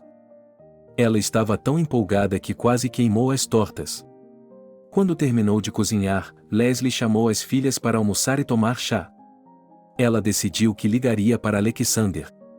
Amanhã. Beori gostava muito de seu pai. E se o pai lhe dissesse para ser bonzinho e não ir a lugares perigosos à noite, é claro que ele o obedeceria. Porque o pai era inteligente e bom e esse conselho lhe pareceria sensato. Mas era a mamãe que lhe dizia para ficar em casa, estudar, não andar, não brincar. E Beori não podia ficar em casa em uma noite como aquela. Porque ele não gostava de sua mãe tanto quanto adorava seu pai. Não, houve uma época em sua vida em que ele achava que sua mãe era a melhor. Mas depois, quando ela começou a se comportar de forma tão estranha e a insultar o pai, quando começou a repreender o próprio filho por nada, Beori percebeu de repente que ela não precisava dele. Ele entendia, e nos livros que havia lido, que se deve ser capaz de perdoar, de entender que as pessoas podem cometer erros. Mas não havia paciência. E, como até agora, Belry percebeu que era muito jovem para viver como queria, pelo menos ele podia fazer as pequenas coisas contra a palavra de sua mãe. Assim, ele concordou em ajudar sua filha Leslie. Na verdade, a mãe dela se opunha terminantemente ao seu namoro com Selena. Ela disse que era igual à mãe, que Leslie estava de olho em seu pai e que ela não toleraria isso. Ao ouvir isso pela primeira vez, Belry pensou que daria tudo de si por Selena, se conseguisse fazer com que sua mãe de repente se tornasse tia Leslie, e não a mulher que era seu próprio pai. E assim, em uma hora muito tardia da meia-noite, Belry estava agora com Sveta nas ruínas da casa de John. Eles haviam subido até o primeiro andar, que estava quase intocado pelo fogo. Apenas escurecido, enegrecido. Era horrível. Mas se usássemos a imaginação, poderíamos imaginar que estávamos em um antigo castelo em ruínas, assombrado por fantasmas. Selena havia convencido sua amiguinha dessa ideia obviamente rebuscada depois de ouvir uma conversa curiosa entre sua mãe e os vizinhos que a visitavam. Selena costumava odiar quando sua mãe a obrigava a ir à casa de John. Porque o velho era estranho, tinha um cheiro ruim. Mas naquela noite, Selena não conseguia dormir, foi até a porta e ouviu uma coisa daquelas. Ela ficou chocada, o vizinho era louco, ele tinha muitas coisas escuras. Naturalmente, assim que pôde, Selena foi ver o que sua mãe havia trazido. Ela ficou um pouco decepcionada porque não havia bonecas amaldiçoadas nem ouro. Mas havia uma pintura de um suposto vampiro. Selena deu uma olhada no quadro e ele não era nada assustador. Era apenas uma garotinha de cabelos pretos. A garota se sentiu ofendida porque sua mãe a considera uma garotinha e não conta nada. E então ela teve a ideia de como essa história mística pode ser promovida na rede. Em geral, Selena tinha poucos assinantes, apenas uma centena. Mas ela não tinha dúvidas de que, se lançasse um vídeo como esse, conseguiria 1 milhão. Mas atuar sozinha não era muito confortável. Ela também estava com medo. Foi por isso que Selena chamou seu filho Steve para se juntar a ela. Meus queridos fãs, estou feliz em recebê-los em minha página. Dizendo isso, Selena segurou um smartphone em sua mão estendida à sua frente. Hoje, você e eu vamos tentar invocar um vampiro. Sim, vamos invocar um gol. Meu amigo Belry e eu entramos sorrateiramente em uma casa proibida e amaldiçoada. Estamos prestes a começar. Enquanto isso, por favor, inscreva-se e curta. Com uma bufada concentrada, a garota colocou seu smartphone em um tripé. Vamos, Belry. Selena disse alegremente, enviando um sorriso para seu público, começou a ajudá-lo. Giz para desenhar um círculo e símbolos. Vela para atrair o monstro com fogo vivo. Sal para afugentá-lo quando ele chegar. Com a língua de fora, impaciente, Selene desenhou um círculo irregular. Depois, a vela não queria acender. Mas, finalmente, estava tudo pronto. Talvez não devêssemos. Belry sentiu uma pontada de medo. Ele sabia que os vampiros não existiam. E certamente não há coisa imunda retratada no retrato. Mas o garoto teve a sensação de que eles não estavam sozinhos. Parecia-lhe que os olhos de alguém os estavam observando. Ele virou a cabeça e pareceu-lhe que algo estava se aproximando, e como uma tempestade. Como uma tempestade. E eles corriam o risco de estar bem no meio dela. Selena leu o que lhe parecia ser um feitiço de invocação de vampiros. Belry não a criticou quando ela lhe apresentou o texto, simplesmente porque ele gostava tanto de Selena que tinha vergonha de seus próprios sentimentos. Mas lhe pareceu que as palavras dela eram sem sentido e certamente não eram um discurso que pudesse invocar o mal, mesmo que ele existisse. Venha. Venha, aquele que tem sede. Oh, pelo amor de Deus! A vela se apagou, e não é de se admirar que o vento soprasse de um lado para o outro. Muito bem, murmurou Selene, estou quase terminando. Agora. Esperem. As crianças se levantaram. Primeiro intensa expectativa. esperando que o vampiro aparecesse. Depois, apenas esperando. Então Selena começou a se irritar. Ela puxou o smartphone em sua direção e aproximou o rosto da câmera. Meus queridos, há um problema com a conexão e o equipamento em geral está com defeito. Essas falhas são, sem dúvida, causadas por atividade paranormal. Tenho que interromper o experimento. Tentarei continuar e registrarei tudo para vocês. Acho que ouvi algo. Ele parou a gravação e se virou para Belry. Bem, eu estava esperando algo. Bem, é claro que não é um feitiço que funciona. Não existe feitiço que funcione, disse o garoto com toda a autoridade de que era capaz.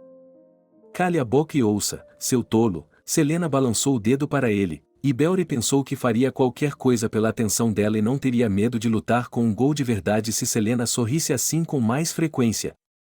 Vou tocar a fita novamente e vamos fingir que estamos ouvindo algo, vendo algo. Eu gritarei, você pegará a câmera e a moverá para frente e para trás, entendeu? Parecerá que havia algo do lado de fora das janelas, mas nós percebemos a tempo e fugimos. É isso que os verdadeiros caçadores de fantasmas fazem. Eu já vi isso em documentários americanos. Belry queria perguntar a ele o que exatamente ele via como caçadores fugindo do mal ou um exemplo de como enganar seus assinantes, mas ele não disse uma palavra porque realmente tinha ouvido algo, deles não estavam sozinhos na casa. O garoto ouviu claramente passos abaixo deles, no primeiro andar. Selena. Selena, tem alguém aqui? Bem, ela assentiu, estou vendo o medo natural. Mas primeiro. A garota estava prestes a ligar a câmera, deu alguns passos para trás, depois despenteou o cabelo com os dedos e começou a fazer caretas, aparentemente escolhendo as melhores para essa performance. De repente, o piso rangeu sob seus pés. As tábuas velhas, afiadas pelo fogo, começaram a se deformar e Selena caiu. Teria sido um desastre, mas a garota havia caído apenas até a cintura e estendeu a mão para agarrar o chão. Belry percebeu o grito de susto da amiga e correu até ela. Eu a peguei. Eu a peguei. Eu a peguei, murmurou ele, agarrando-a pelos ombros e pela gola da jaqueta. E, de repente, Selena congelou, seus olhos se estreitaram e seu rosto, embora fosse difícil ver alguma coisa na escuridão total, ficou branco. Alguém está me arrastando por baixo, e sussurrou ela.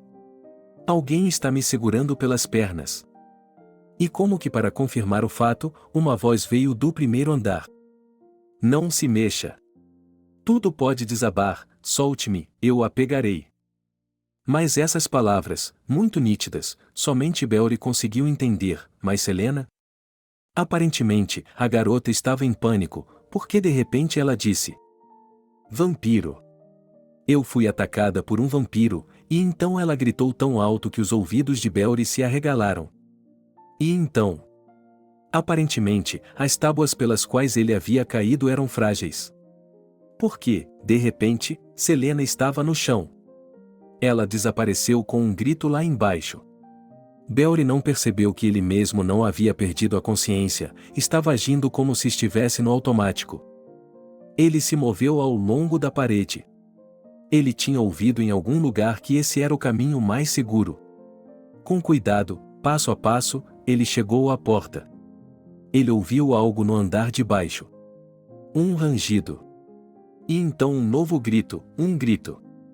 O garoto não conseguiu suportar, sem pensar que qualquer outra coisa poderia desabar naquela casa, ele correu pela porta e desceu as escadas.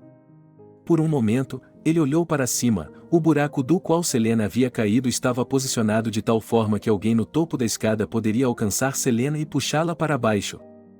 Mas quem era? O garoto, iluminado por seu smartphone, levantou-a do chão e desceu as escadas. Selena estava sentada na parte de baixo. Com os dentes batendo, ela tremia, os olhos redondos e fixos em um ponto. Você está bem? Depois de fazer a pergunta, Belry imediatamente se sentiu envergonhado. Que estupidez, uma pessoa não pode estar bem depois de algo assim. Alguém salvou você, e ele falou novamente. Ele não o deixou cair. Quem foi, e por que ele foi embora? Selene olhou para cima e disse apenas 3 palavras. O vampiro do retrato. Naturalmente, não ocorreu aos rapazes continuar atirando em nada.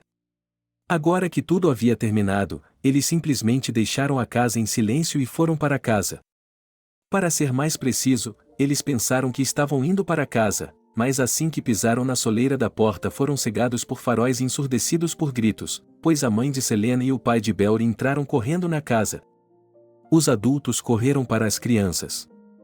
Começaram a examiná-las, sacudi-las, perguntar o que estavam fazendo, como se atreviam a sair no meio da noite em um lugar como aquele. E então descobriu-se que os parentes estavam aqui não porque simplesmente descobriram que as crianças estavam desaparecidas e foram procurá-las, mas porque ambos receberam uma ligação de um número desconhecido. A voz soava estranhamente distorcida, mas parecia a voz de uma mulher. E dizia que as crianças estavam na casa de John. Estou indo buscá-la. Leslie pareceu dar um tapa na filha, mas no momento seguinte apenas a abraçou com força e começou a chorar. Selena percebeu o barulho e começou a jurar para a mãe que ela nunca mais faria aquilo com Selena. Bem, garoto, você está ferrado, disse Steve ao filho. O que você estava fazendo lá dentro, hein? Selena queria fazer um vídeo para seus assinantes. Estávamos no primeiro andar e queríamos invocar um vampiro. O quê? Que primeiro andar, filho? Estava pegando fogo. Você poderia ter caído. Você não pode nem entrar na casa. Selena caiu, Belry bufou. Ele não planejava incorrer na ira de seus pais dizendo a verdade. O piso havia se quebrado. Suas pernas caíram, mas havia alguém lá embaixo e... Bem, ele a salvou. Ele a agarrou e a puxou para baixo. O quê? Leslie, ao ouvir isso, perdeu a simpatia e começou a sacudir a filha para que ela apertasse os dentes. Oh, você! Pelo amor de Deus! O que você está pensando, mãe? Você poderia ter sido morta. Não vou deixá-la sair de casa até que tenha 20 anos. Você queria fazer um vídeo? Vou lhe mostrar um vídeo. Com essas últimas palavras, Leslie arrancou o smartphone da filha das mãos de Belry e o jogou no chão com toda a força, depois o chutou. Acabou. Sua Dolce Vita acabou, Selena. Prepare-se. Ao se aproximarem da cidade, Steve e Leslie decidiram não ter nenhuma conversa educativa no meio da noite e, em geral, adiar todas as preocupações para a manhã seguinte. Agora, como os ratos em casa, vamos esperar que a mamãe esteja dormindo profundamente, disse Steve. Ele e seu filho entraram na casa, silenciosamente, furtivamente. Venha, vamos para o seu quarto. Papai. Steve bagunçou o cabelo do filho. Você sabe que a coisa mais importante para mim é que você está vivo e bem. Não estou mais com raiva. Mas esta será uma conversa séria. Você e eu, nem uma palavra para a mamãe. Obrigado. Belry cheirou o nariz e foi para seu quarto. Já fazia algum tempo que Steve dormia no sofá da sala grande em vez de dormir no quarto conjugal. Agora ele espiava pela porta do quarto e ficava quieto. Às vezes, Lucy roncava durante o sono. Mas agora estava tão silencioso como se ela não estivesse em casa. Steve tirou os sapatos e foi até o sofá. Mas o sono não vinha. Não apenas por causa do que seu filho havia feito, mas também porque ele não tinha mais forças para viver em uma paródia tão engraçada de casamento. Mas o que mais havia a fazer, a única coisa a fazer era aguentar firme. O que está doendo?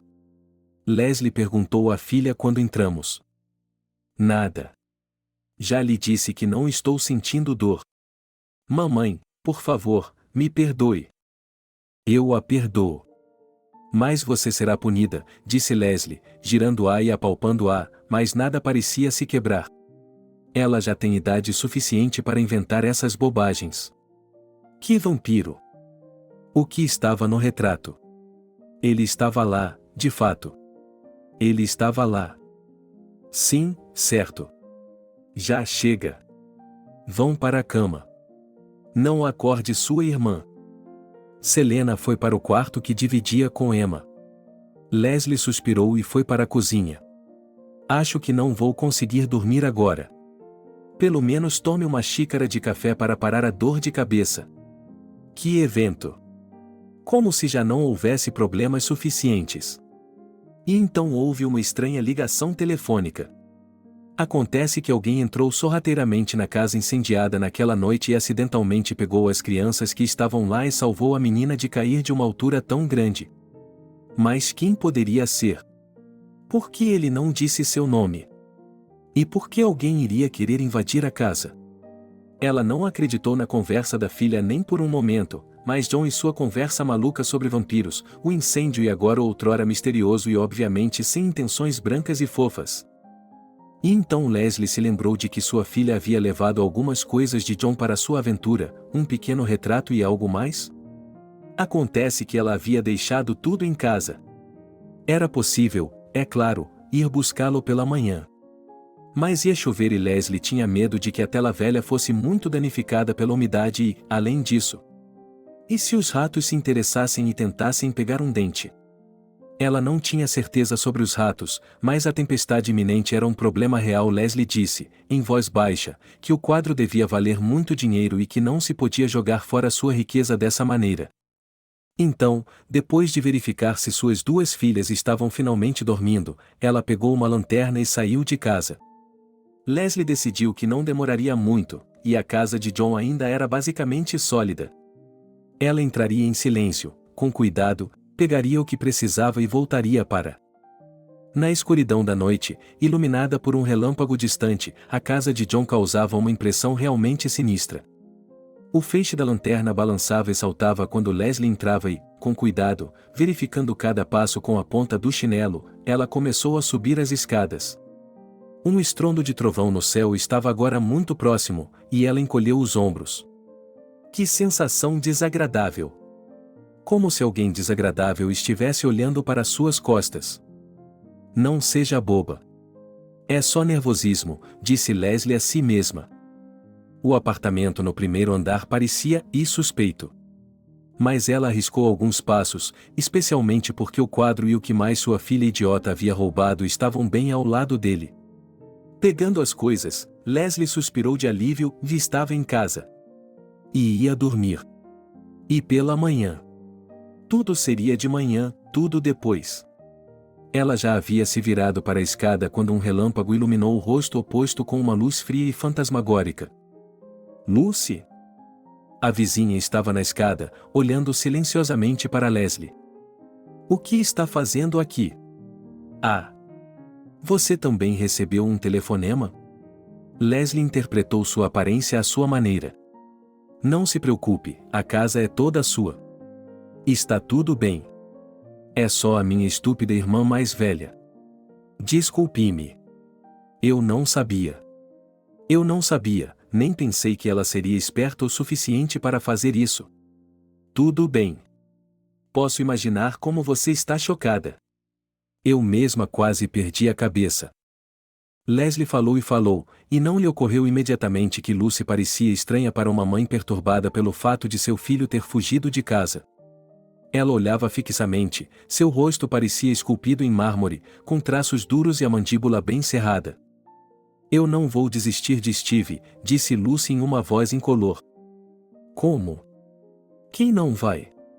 Leslie honestamente não entendeu. Lucy.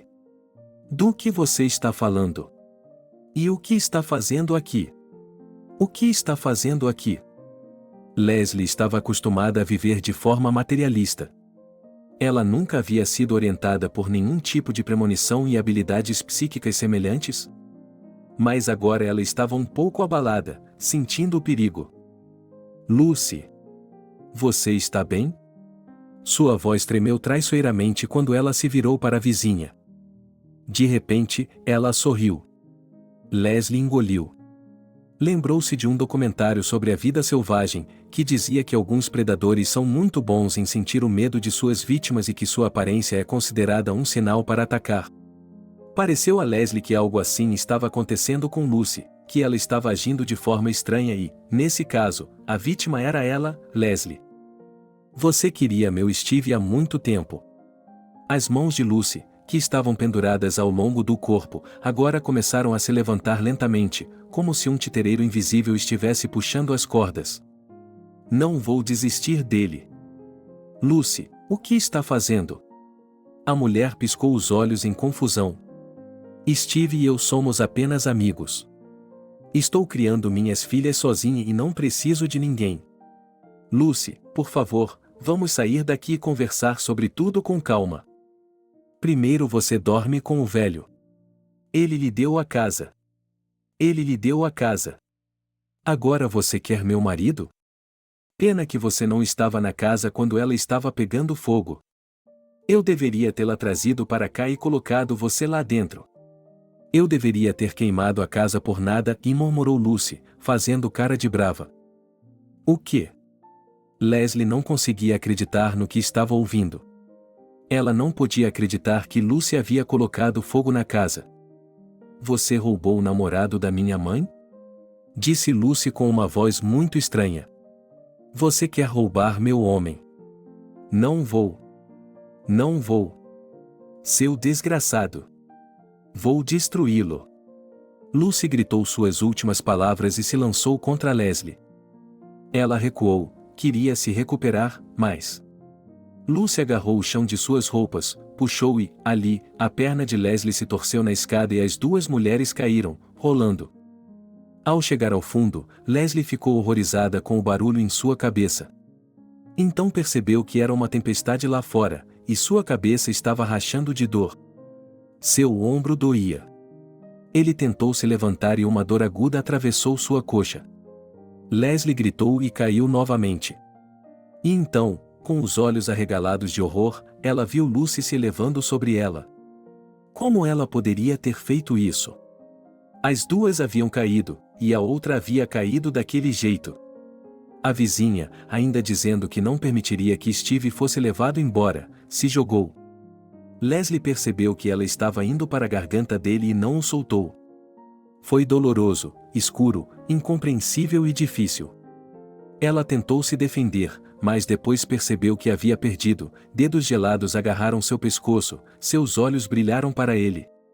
E, de repente, Lucy voou para trás. Leslie tossiu, piscou e abriu os olhos. Sua vizinha estava lutando contra uma figura alta e vestida de preto. A figura derrubou Julia no chão, prendeu seus braços para trás e algo os conectou, amarrou-os juntos, privando-a da capacidade de continuar lutando. E então a figura correu até Leslie e aproximou seu rosto dele. Leslie, se ainda tivesse alguma força, teria gritado, porque o rosto era o da mesma garota do retrato. Era aquela linda morena do século XIX. Era. Leslie sentiu que estava ficando louca. Porque ela era. Ela era uma vampira. Fique quieta, o demônio disse a ela. Vou chamar uma ambulância. Onde estão as presas? Leslie perguntou, porque não conseguia pensar em mais nada no momento. Os vampiros deveriam ter presas. A garota sorriu. Seus dentes eram o que se chama de retos e perolados, lindos. Mas ela não tinha presas afiadas como punhais. Estou cansado de você. Interferindo.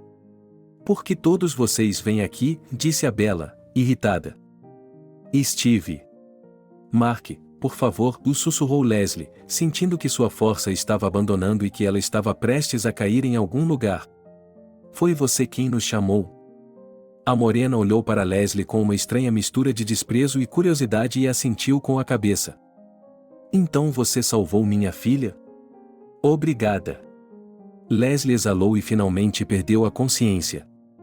Quando Leslie abriu os olhos novamente, percebeu que havia sido levada para o hospital. Seu corpo, estranhamente, não doía, mas ela tinha a sensação de que havia se machucado muito em casa. Concussão. Pulmão. A visão se recuperará. A voz do médico veio através de uma camada de algodão absorvente. Leslie gemeu baixinho, balançou a cabeça e finalmente voltou a si. Ela estava no hospital. Aos pés da cama, um homem de jaleco branco, o médico, é claro. Perto dali, sentado ao lado dela em uma cadeira e segurando sua mão, da qual um calor agradável percorria seu corpo, Steve. E o que está fazendo aqui? Em primeiro lugar, mal abrindo os lábios, Leslie disse ao ver Alexander: Você está aqui por causa da terra, não está? Na verdade, o homem tossiu sem jeito. Para ver você. Não é interesse próprio, acredite em mim. Leslie, está tudo bem. Steve se virou para ela. As crianças são bem cuidadas. Catherine cuida delas. Leslie assentiu com a cabeça. Catherine era uma velha amiga dela e também trabalhava em turnos na loja. Lucy. Ela tinha. Leslie se sentia infinitamente fraca e queria dormir, mas, ao mesmo tempo, percebeu que tinha algo a dizer e algo a saber agora e estava com medo de cair no sono, ainda no escuro. Sim, Lucy, ela. Steve falou. Eles estão cuidando dela agora. E estava claro que ela estava tendo problemas para falar, parecia um homem que envelheceu alguns anos da noite para o dia. Foi ela quem colocou fogo na casa. Eu sei, Leslie assentiu. Ela achou que éramos. Eu deveria ter percebido antes. Não foi culpa dela, acredite em mim, disse o médico, que tinha alguma ideia de tudo o que havia acontecido. Os sintomas das doenças de sua esposa eram fáceis de confundir com traços de personalidade normais e problemáticos. Lucy enlouqueceu, concluiu Steve. Aconteceu com ela a mesma coisa que aconteceu com sua mãe. Leslie não sabia como encontrar as palavras certas e apropriadas para confortar Steve. Ela apenas apertou levemente os dedos dele em resposta e pensou no fato de que ele, por pior que estivesse se sentindo, iria aguentar firme agora. Ele tinha que aguentar pelo bem de seu filho. Leslie agora olhava para o médico com um pouco de medo de que, com suas próximas palavras, ela mesma pudesse ser considerada uma louca. Eu fui salva. Entendo que você precisa conversar com seus amigos sobre algo importante, disse o médico. Mas você não pode se sobrecarregar por muito tempo. E eu tenho que ir. Ele terminou e saiu da sala. Era a minha irmã. Alexander entrou de repente na conversa. Seu nome é Sofia e a maneira como ela se parece. Juro que foi uma surpresa e tanto para mim. Mas o que? O que? Não estou entendendo. Leslie fixou o olhar no empresário da capital. Ela estava em choque, pois não entendia o que estava acontecendo. Mas Alexander, felizmente, tinha algumas respostas. A pequena empresa pôde conversar em silêncio porque, além de Leslie, não havia outros pacientes na sala. E Alexander falou. Descobriu-se que naquela época, nos anos 90, John, procurando as coisas certas para sua coleção de caçadores de vampiros teóricos, não estava apenas comprando-os. Um dia, ele descobriu que um certo colecionador tinha o que ele precisava, ou seja, retratos dos últimos membros da mesma família que ele acreditava possuir os segredos dos vampiros. O colecionador disse às pessoas que vieram perguntar sobre a venda das pinturas que elas eram tesouros inestimáveis que lhe eram caros por motivos pessoais e que ele não se separaria delas, mesmo que lhe oferecessem todo o ouro do mundo. Foi então que John entrou em contato com os bandidos. Ele os pagou para que roubassem as pinturas. E assim foi feito. O colecionador ficou quase desolado, pois havia passado anos de sua vida procurando por aquelas pinturas. E, para ele, elas não eram apenas obras de arte. Elas estavam diretamente relacionadas à história de sua família, porque ele era um descendente distante dessa mesma família. Seu antigo ancestral, o elo de ligação, era aquela beldade de cabelos negros no retrato antigo. A família nobre anunciou a todos que a donzela havia morrido, segundo eles, de uma doença. Mas isso era uma mentira.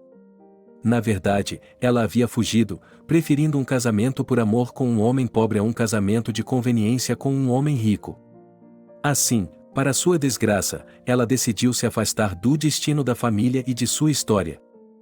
John, é claro, não sabia que o colecionador que ele havia atacado era uma pessoa relacionada àqueles, por assim dizer, vampiros que ele procurava há tanto tempo?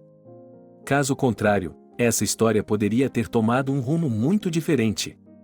Entretanto, essa história se desenvolveu com o tempo.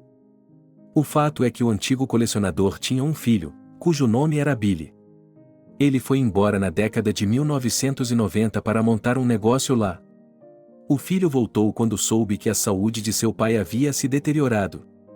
Ele passou seus últimos dias com o pai. Segurou a mão do pai e ouviu suas últimas palavras sobre como tudo havia sido desperdiçado, como seus bens mais preciosos haviam sido roubados. Billy não era tão apaixonado por antiguidades quanto seu pai, mas percebeu que agora só precisava encontrar as pinturas. Essas pinturas tinham que ser devolvidas ao nome de sua família e pronto. Ele havia usado todos os seus recursos, mas não tinha conseguido descobrir nada. Além disso, Billy não tinha muito tempo para isso. Ele tinha que voltar para os Estados Unidos, para não perder o negócio. Lá ele conheceu uma mulher chamada Mônica e se casou com ela.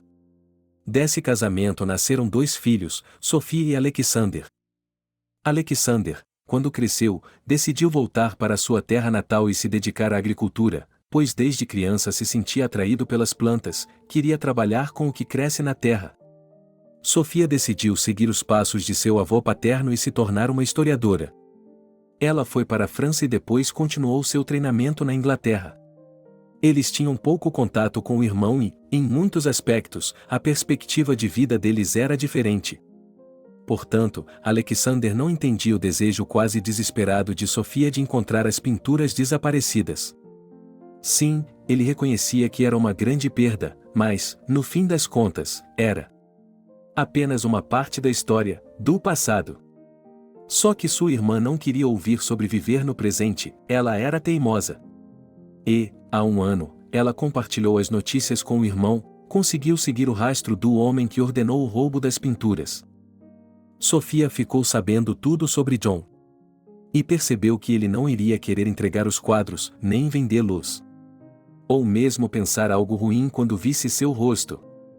O fato é que Sophia tinha uma semelhança impressionante com a mesma garota que há muito tempo preferia o amor ao dinheiro e a posição na sociedade. Sophia sabia disso porque tinha visto uma foto de um dos quadros desaparecidos. Sophia começou a planejar como invadir a casa de John e simplesmente roubar os quadros. Ela achava que lhe pagaria em espécie e que isso seria justo.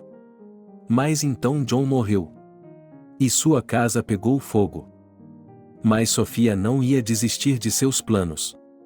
Ela já sabia que John tinha um quarto secreto e achava que ele poderia ter um porão embaixo da casa, algum tipo de lugar secreto, onde as pinturas poderiam ser preservadas, ilesas do fogo.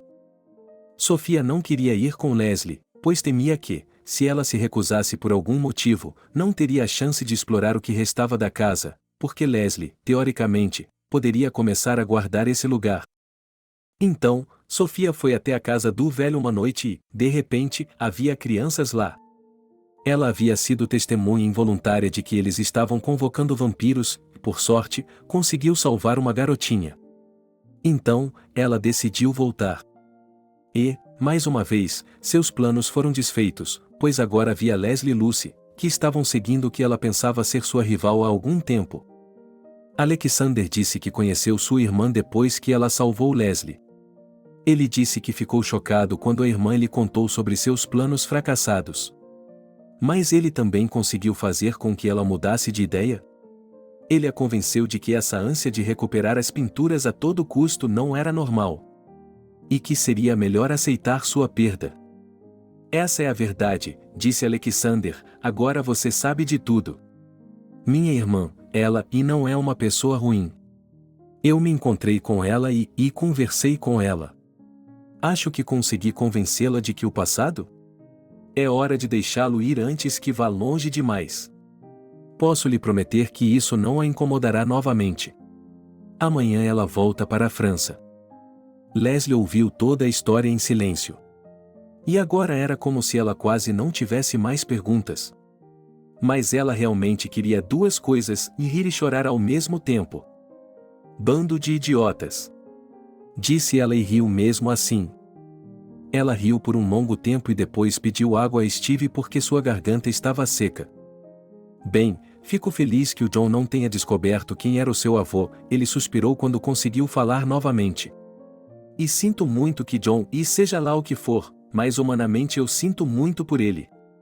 Por ter sido tão enganado pelo resto de sua vida. E que não houvesse nenhuma alma para ajudá-lo a perceber que ele estava enlouquecendo. Bem, está tudo bem. O passado é o passado. Quanto à sua irmã.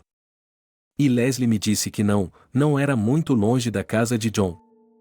Os olhos de Alexander se estreitaram com isso, mas Leslie não deixou que ele dissesse nada imediatamente e continuou. Ele disse que se todas aquelas fotos eram tão importantes para sua irmã, então ela que ficasse com elas. De graça. Porque ela não tinha o direito de exigir dinheiro por elas ou de ficar com elas para si mesma. Afinal de contas, John as obteve, de fato, dessa forma.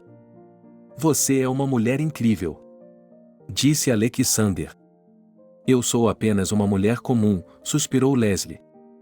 Ele está dizendo a verdade, disse Steve. Eu peguei alguns arquivos. Em vários jornais dos anos 90, ele realmente escreveu sobre o roubo das pinturas do colecionador, tentou encontrá-las de alguma forma, apelou para literalmente todos que pudessem ajudar. Quando ele chegou aqui, Leslie franziu a testa. Você ficou inconsciente por 2 dias, e explicou Steve e ela ofegou. Quanto ao terreno, Leslie disse. Eu não vou vender nada. É fácil vender. Mas John queria ficar com tudo. Então, de certa forma, eu posso cultivar sozinha, chá, eu não sou ruim nisso, eu moro na vila. Há pessoas que vão me ajudar, um tabelião é bom. Bem, suspirou Alexander, e se a terra, que já está coberta de floresta? Para que você precisa dele? Perguntou Leslie em um tom sério. Eu estava pensando em construir uma fazenda de flores. Você encontrou tempo para falar de negócios. Steve estava indignado. Ele precisa descansar.